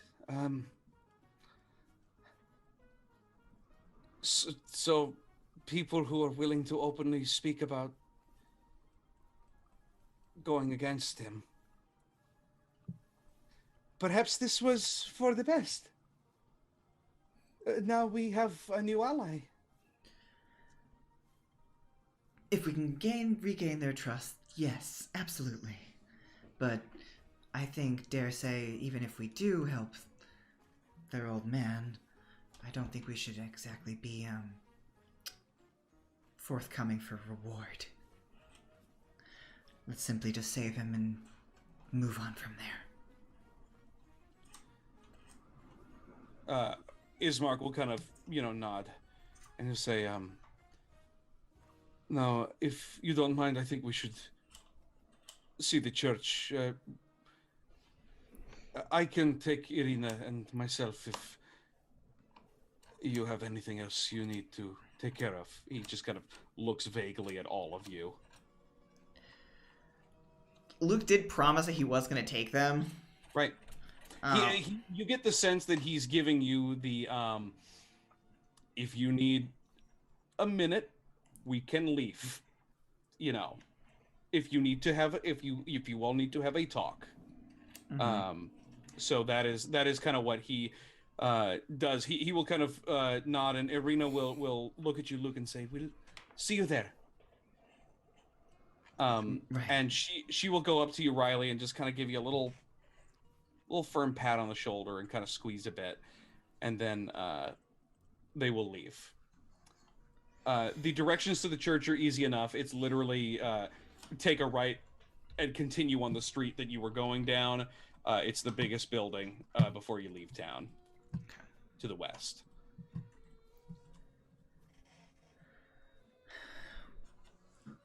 Luke will kind of just turn towards the rest.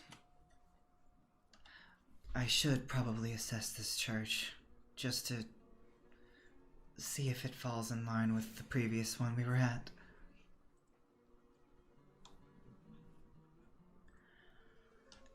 Where are you all intending on going? I have to go tell a worrying father that I still have not found his daughter.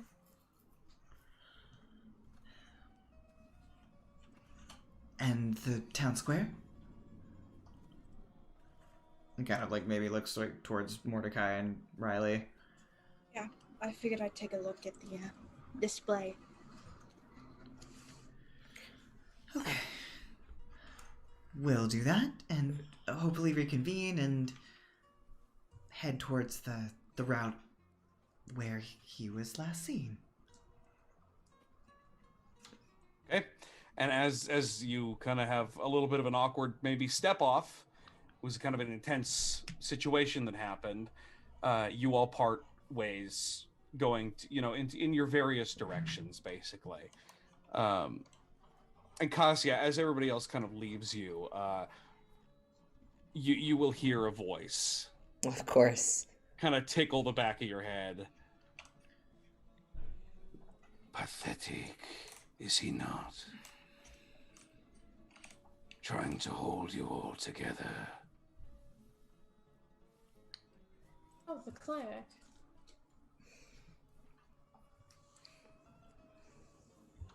Just a bit. But I think he's more trying to hold himself together. Still, better the devil child pecked to death than you. One step closer. Right. One step closer, and the sooner he's dead.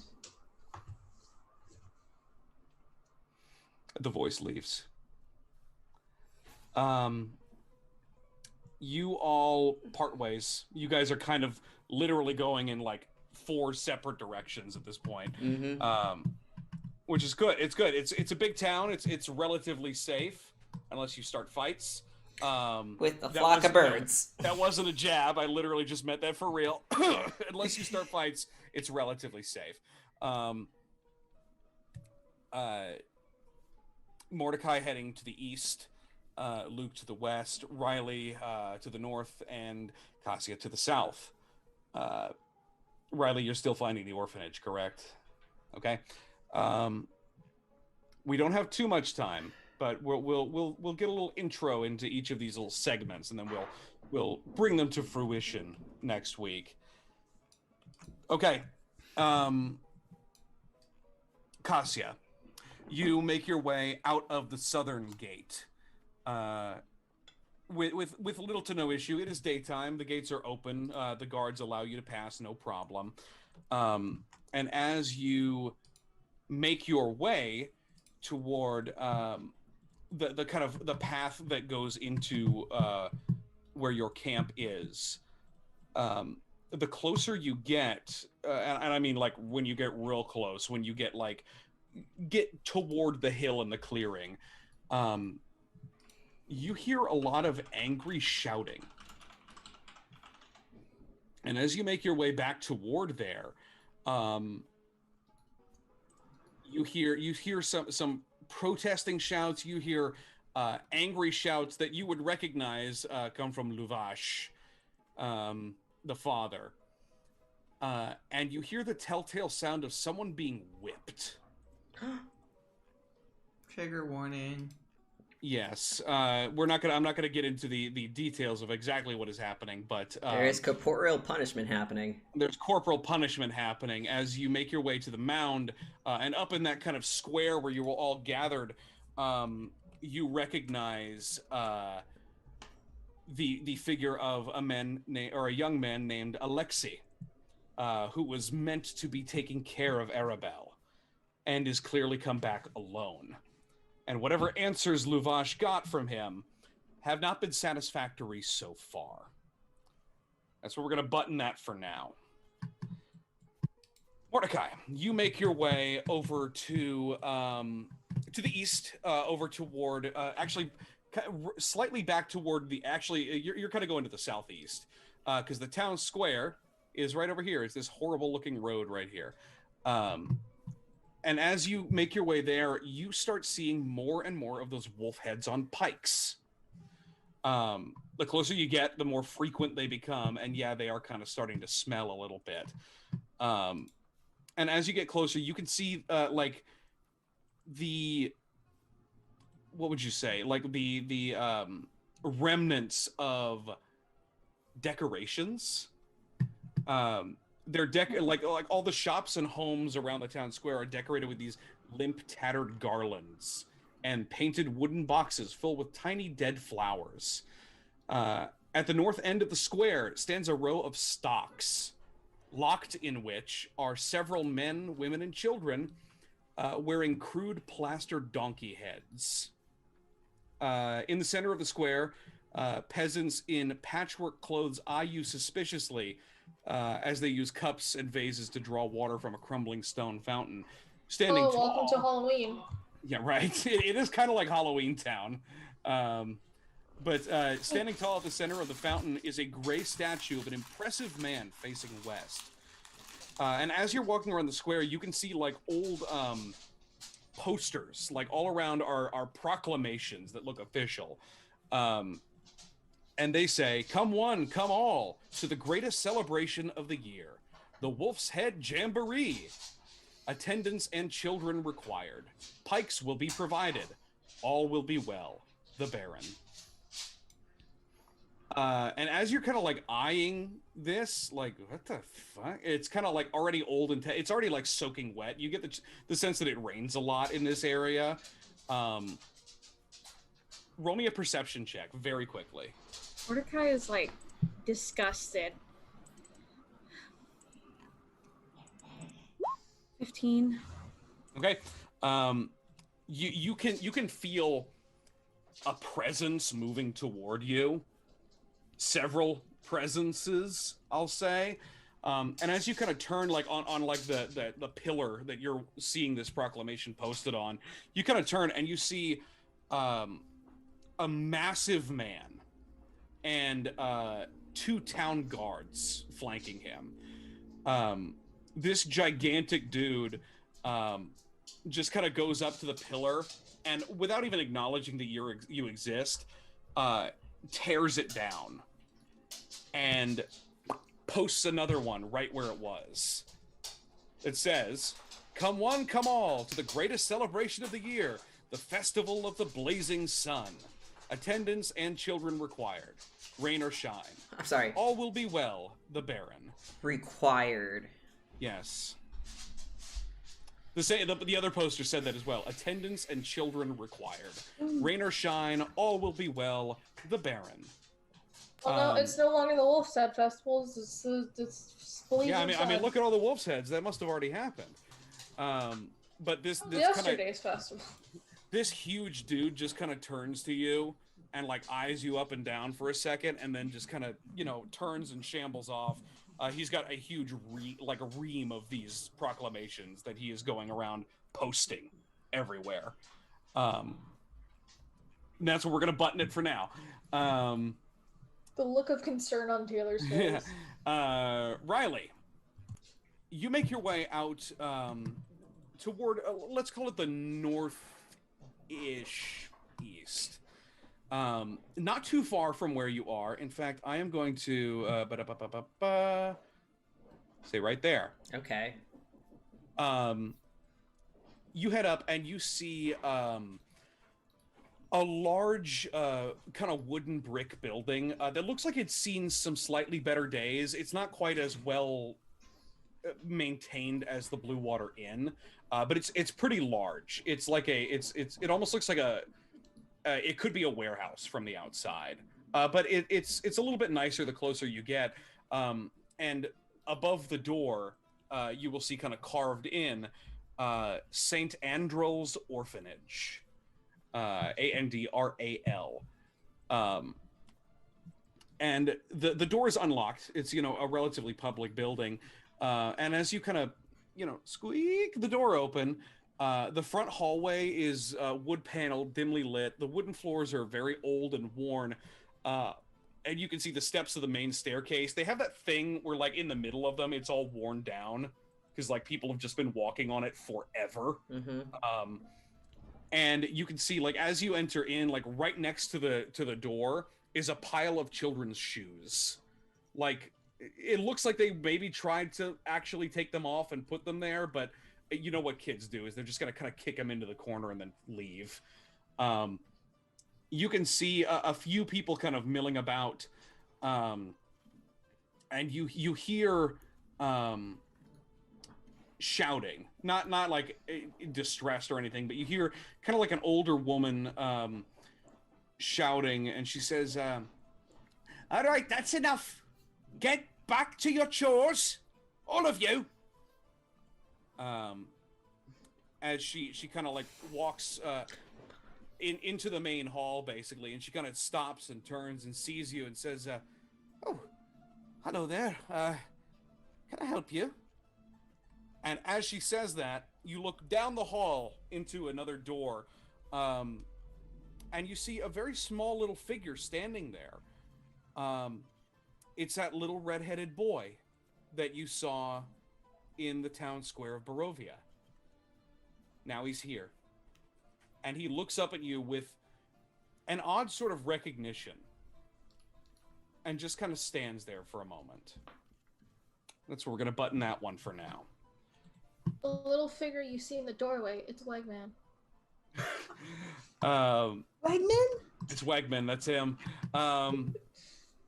But Luke, you make your way over to the church, and you're able to kind of catch up with Ismark and Irina. Mm-hmm. And as you make your way kind of up toward this building, it's actually kind of massive. It's kind of grand for this area. It's certainly bigger than the church that was in Barovia. And on the sort of wrought iron, archway. There's no closed, gate, but a small little wrought iron fence surrounding the whole estate here. You see on the archway, like molded in wrought iron, it says the Church of Saint Andrel, same saint. This slouching, centuries-old stone church has a bulging steeple in the back and walls lined with cracked stained glass windows depicting pious saints. The fence of wrought iron encloses a garden of gravestones next to the church. And as you make your way in and kind of open the door, you see something interesting. A church service, of all things, which you've learned to think is maybe strange in this place. You see several congregation who are just kind of sitting at the pews and watching as this older man, kind of a slightly scraggly beard, that's not terribly well kept, but this old man speaks softly, but his voice can be heard throughout the cathedral as he gives a sermon on the importance of keeping the light within yourself, not just seeing it outside. That's not what Lathander means. It's about being able to make it to the next day as much as it is seeing it come. Making the next day worth it. And there are not too many people here, but there are enough people that are paying attention that are like, it seems to be at the tail end of this. And as the sermon kind of finishes, I won't even make you roll an Arcana check, because you can feel it the moment you come through these doors that this is a very holy place. Like, you can actually feel radiant energy just kind of crackling in the air about you. Not literally like there's some kind of horrible spell happening, but like it just feels welcoming and warm. And Irina is wrapped with this sermon. Ismark is like kind of watching respectfully, but he's just kind of like looking around at the place. And as the father kind of comes down and shakes the hands of the congregation who come up to speak to him privately, it's like a down home kind of church where everyone goes and talks to the pastor afterwards. As you kind of are able to make your way forward, the man approaches you in his kind of well-worn cassock, and he will say, "Oh well, I must admit I haven't seen newcomers to the town in quite a while. I am Father Lucian Petrovich. Welcome to the Church of St. Andrew. Thank you. How may I help you?" Thank you. We definitely came on a bit of a short notice, but it's a matter of utmost importance. And he'll kind of turn, like after he kind of does the whole handshake thing, he kind of turns halfway and kind of gestures towards Irina and Ismark to kind of come over. I feel like Luke, after he was very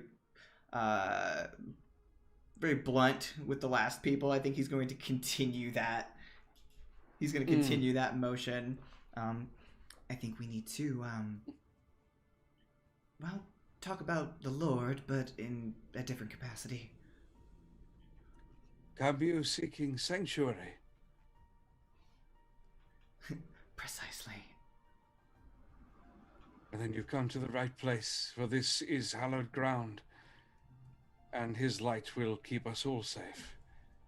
And Luke, for the first time, probably in a very long time, you might actually believe him.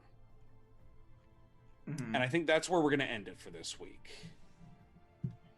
Everybody, thank you for joining us for Symphony of Sorrow, our Curse of Strahd actual play. Very interesting stuff happened this session. I did not expect half half of it, first of all, and I also did not expect the real talk with the Martikovs quite this early, but that's what happened. That's pretty cool. That's pretty fun. You guys were very, very perceptive. You nailed it. That was the Raven's Nest, not literally, but figuratively. We gotta give ourselves like a big checklist so that way we can cross out the things that we know we did.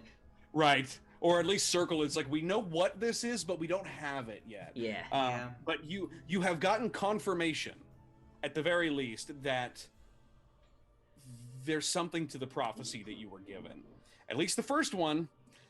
Your personal ones, who knows? That's kind of destiny is in your own hands on that one. But you are well on your way. A lot quicker than I even thought. I didn't even get to introduce half the NPCs that I was planning to, but it was cool. We went in some fun directions, and there's always time for more when the Festival of the Blazing Sun rolls around. Children are required. Yes, attendance and children are required. All will be well, of course. Don't you believe I don't it? like it. It's the festival of the angry Mario son.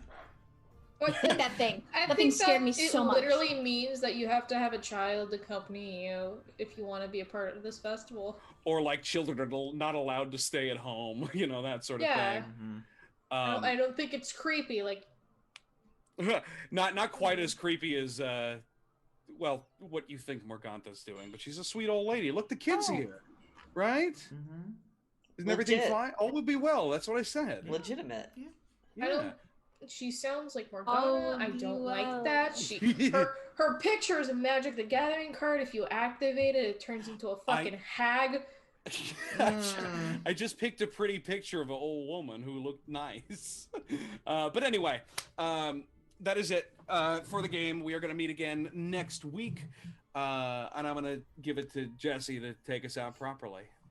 Alrighty then, we're going to do our little roundy-do outros. Say who you are, say who you played, say what you enjoyed, and what you're looking forward to, as we always appreciate some more insight on everybody's feelings. So, let's start over with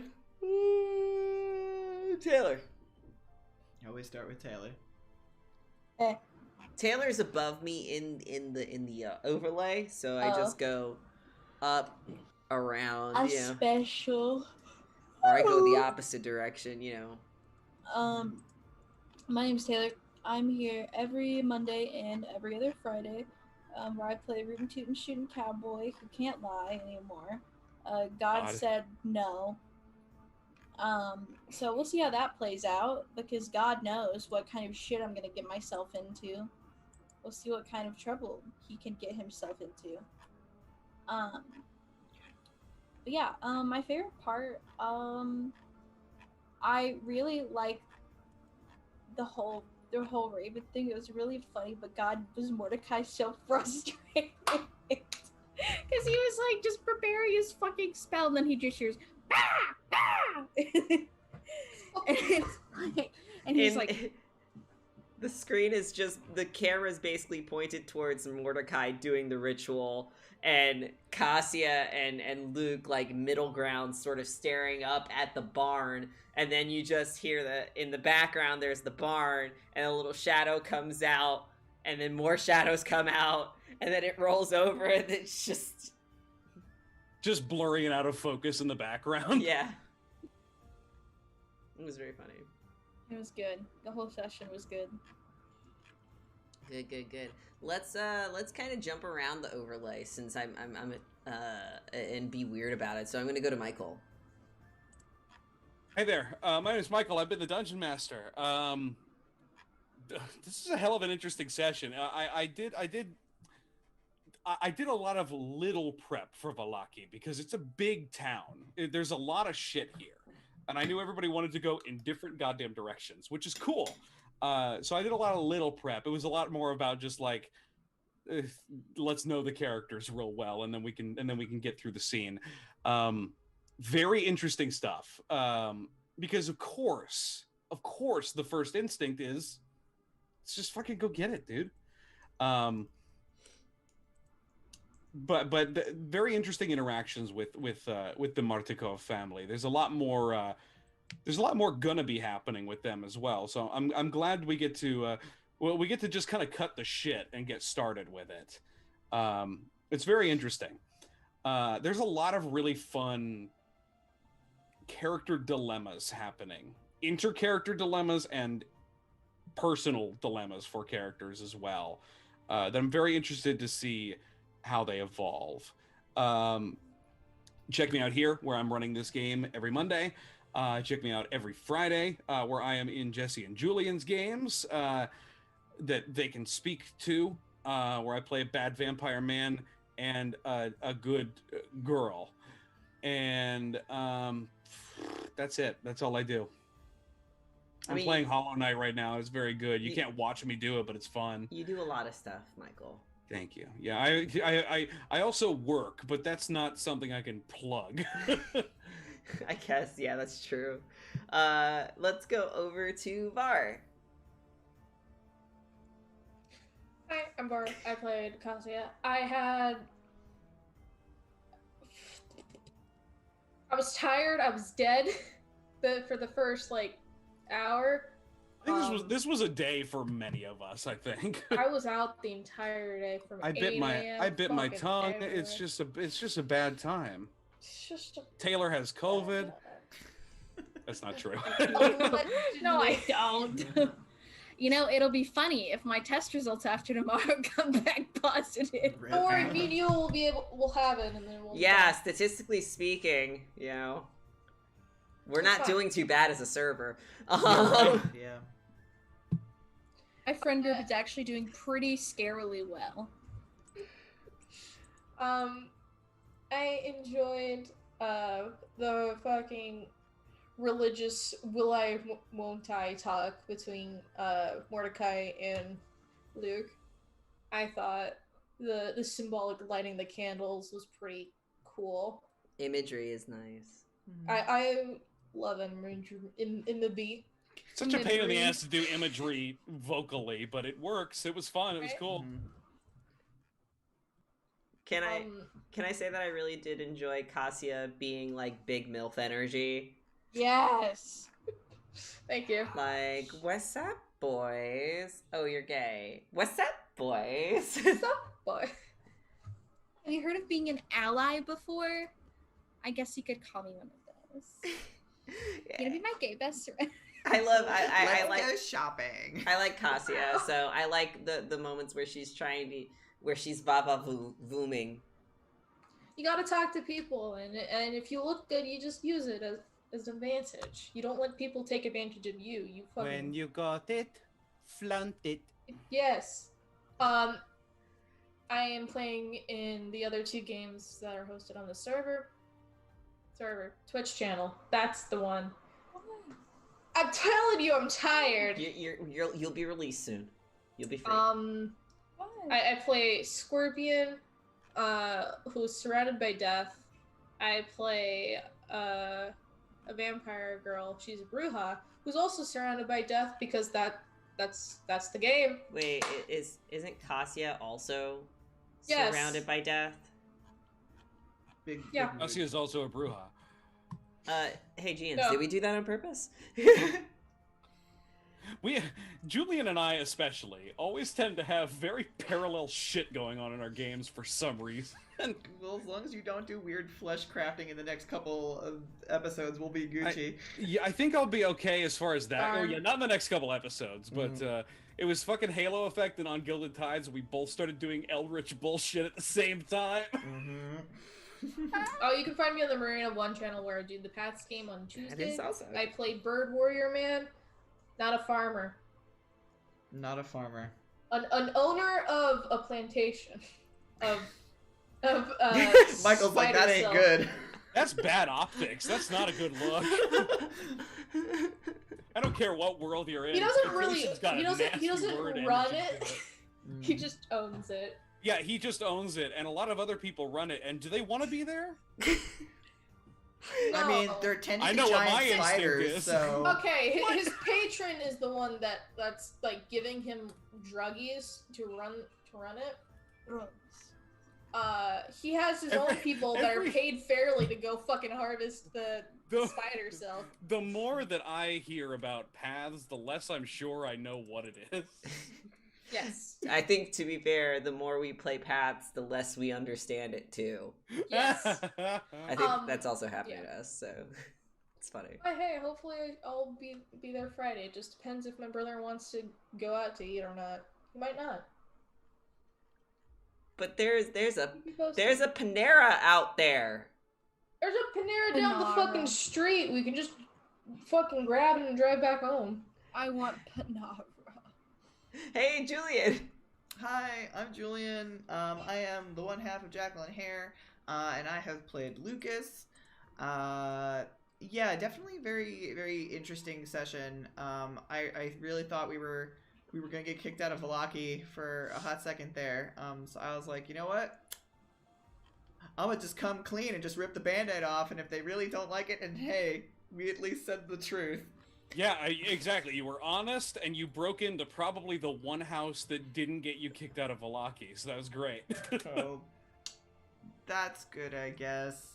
I look forward to all of the different directions that everyone is kind of going in, because I feel like we literally have, like, potentially, like, 4 different, like, subplots. Yeah, according to the directions, right? Yeah, and outside of going to save someone's father, which Luke will be adamant about wanting to do because issues. Oh my he god. has. But yeah, you can catch me here Mondays. You can catch me on the Friday games as well, where I run a Vampire the Masquerade campaign that's set in the 1970s, and there's weird Smeesi things happening. If you know what a Smeesi is, then you know that there's weird body horror. So It's like a Latin breakfast pastry. it's a meat pastry. Yeah. But so if you're interested to see the aftermath of dealing with one of those situations, be sure to check us out for that. I play in Jesse's Scion 2E game, where I play a Heart-Nosed Dragon Boy, where he has to help a Kitsune steal the bust of Nefertiti. So if you want weird, crazy heist hilarity, check us out for that. And maybe the Mona Lisa as a treat. Yeah, we have to stop off in Paris first on the way back It's to just an America. 8x11 Yay! piece of paper. So you can It just basically grab it. is. Yes, it's a fucking A4 piece of It's paper. super small. Puck, I've seen Puck Puck it. goes, yay, we're gonna do. Anyway, But yes, I also play in the Mysterious Paths campaign, where my assassin, who has weird development issues, made friends with a plant hydra, and it now listens to him. So he has a pet that hurts really bad. So that's fun. And you can catch me on Guild of the Phoenix. can you? It looks like a 4-headed Kermit. It looks like a 4-headed flower Kermit, but can Yes. you tell everybody what their names are? Oh, okay. So Ajax, and he has really good intelligence, might I add, just as a preface. He decided to name them 1, 2, 3, 4 after the amount of heads, because each head needs to have a name. So That is ruthlessly efficient. it's Ajax. What do you I expect? mean, that is true.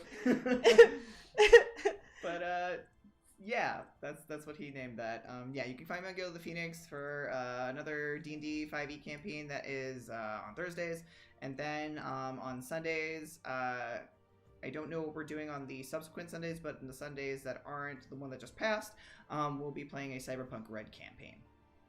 So check us out for that if you want to see me play another socially awkward character that somehow it tells the future, and she doesn't mean to. It's just she says weird shit and then bad stuff happens. So that's it. Yay! It is my turn. I am Jesse. I played Riley. And a part of me was imagining like a weird like squeaky toy sound coming out of Riley every time he bounced off the roof and onto the ground. But that's just to kind of bring the levity outside, because I was pretty sure that if I didn't make that save, I would have been dead. So that was just a little bit of levity in my brain to laugh about. And was that my favorite part? I don't know. But I will say something that I just thought of that is a big brain, that is definitely not something that Michael intended, but I was wondering, since we're going in the 4 different directions, I'm wondering if each direction represents a part of the cross, of that cross, checks notes to see if I Jesus. can justify it. Jesus Christ, we brought Christianity No, into our D&D like game. the second, The cross. Yeah, the and reading. Trunk And are- yeah, the the cross Father? reading, because the Oh. top card is about clarification, I don't think and think I'm Riley going went to- north. I don't think this is the church that was mentioned in the reading. No, I meant like Not literally. not literally, like the Card positions. If it could metaphysically represent this, yes. Riley's have a going picture up of it? towards the. Well, I just forgot how they went, so it was Right, right. It goes One- middle, cross, right, left, left. The eastern card is what you will become. The The northern card is what you must sacrifice. The southern card is what will be tested, and the western card is what you will leave behind. So I The thought man's getting whipped in front. I just thought it would be interesting and cool. I know it's not on purpose, but I just thought like we moved in a cross formation. It was it's kind of outwards. fun. And I thought It's almost like fate. I thought that was interesting, and I'm saying it out loud right now and putting it into the ether so that Michael can take it and gobble it up, like and do something interesting with it. But you don't have to. I just thought that was an it's fun. interesting Yeah. thing to point out. But yeah, you can find me on this channel running Scion, which everybody mentioned, which is the 2nd edition storyteller game where we play children of gods that are making their path towards godhood. Be on the lookout, of course, for Onyx Path Twitch channel, the Onyx Path Publications Twitch channel, because we are also going to be streaming on that channel sooner than we think. It's gonna come fast. So that's pretty exciting. We're gonna be playing Mask of the Mythos, where we play children of eldritch horrors. So that's gonna be scary and terrifying, or whatever. I don't know. It'll be cool. Anyway, that's all I got. So I'm gonna leave you guys. So everybody say bye-bye as we release people from the Fresh Editors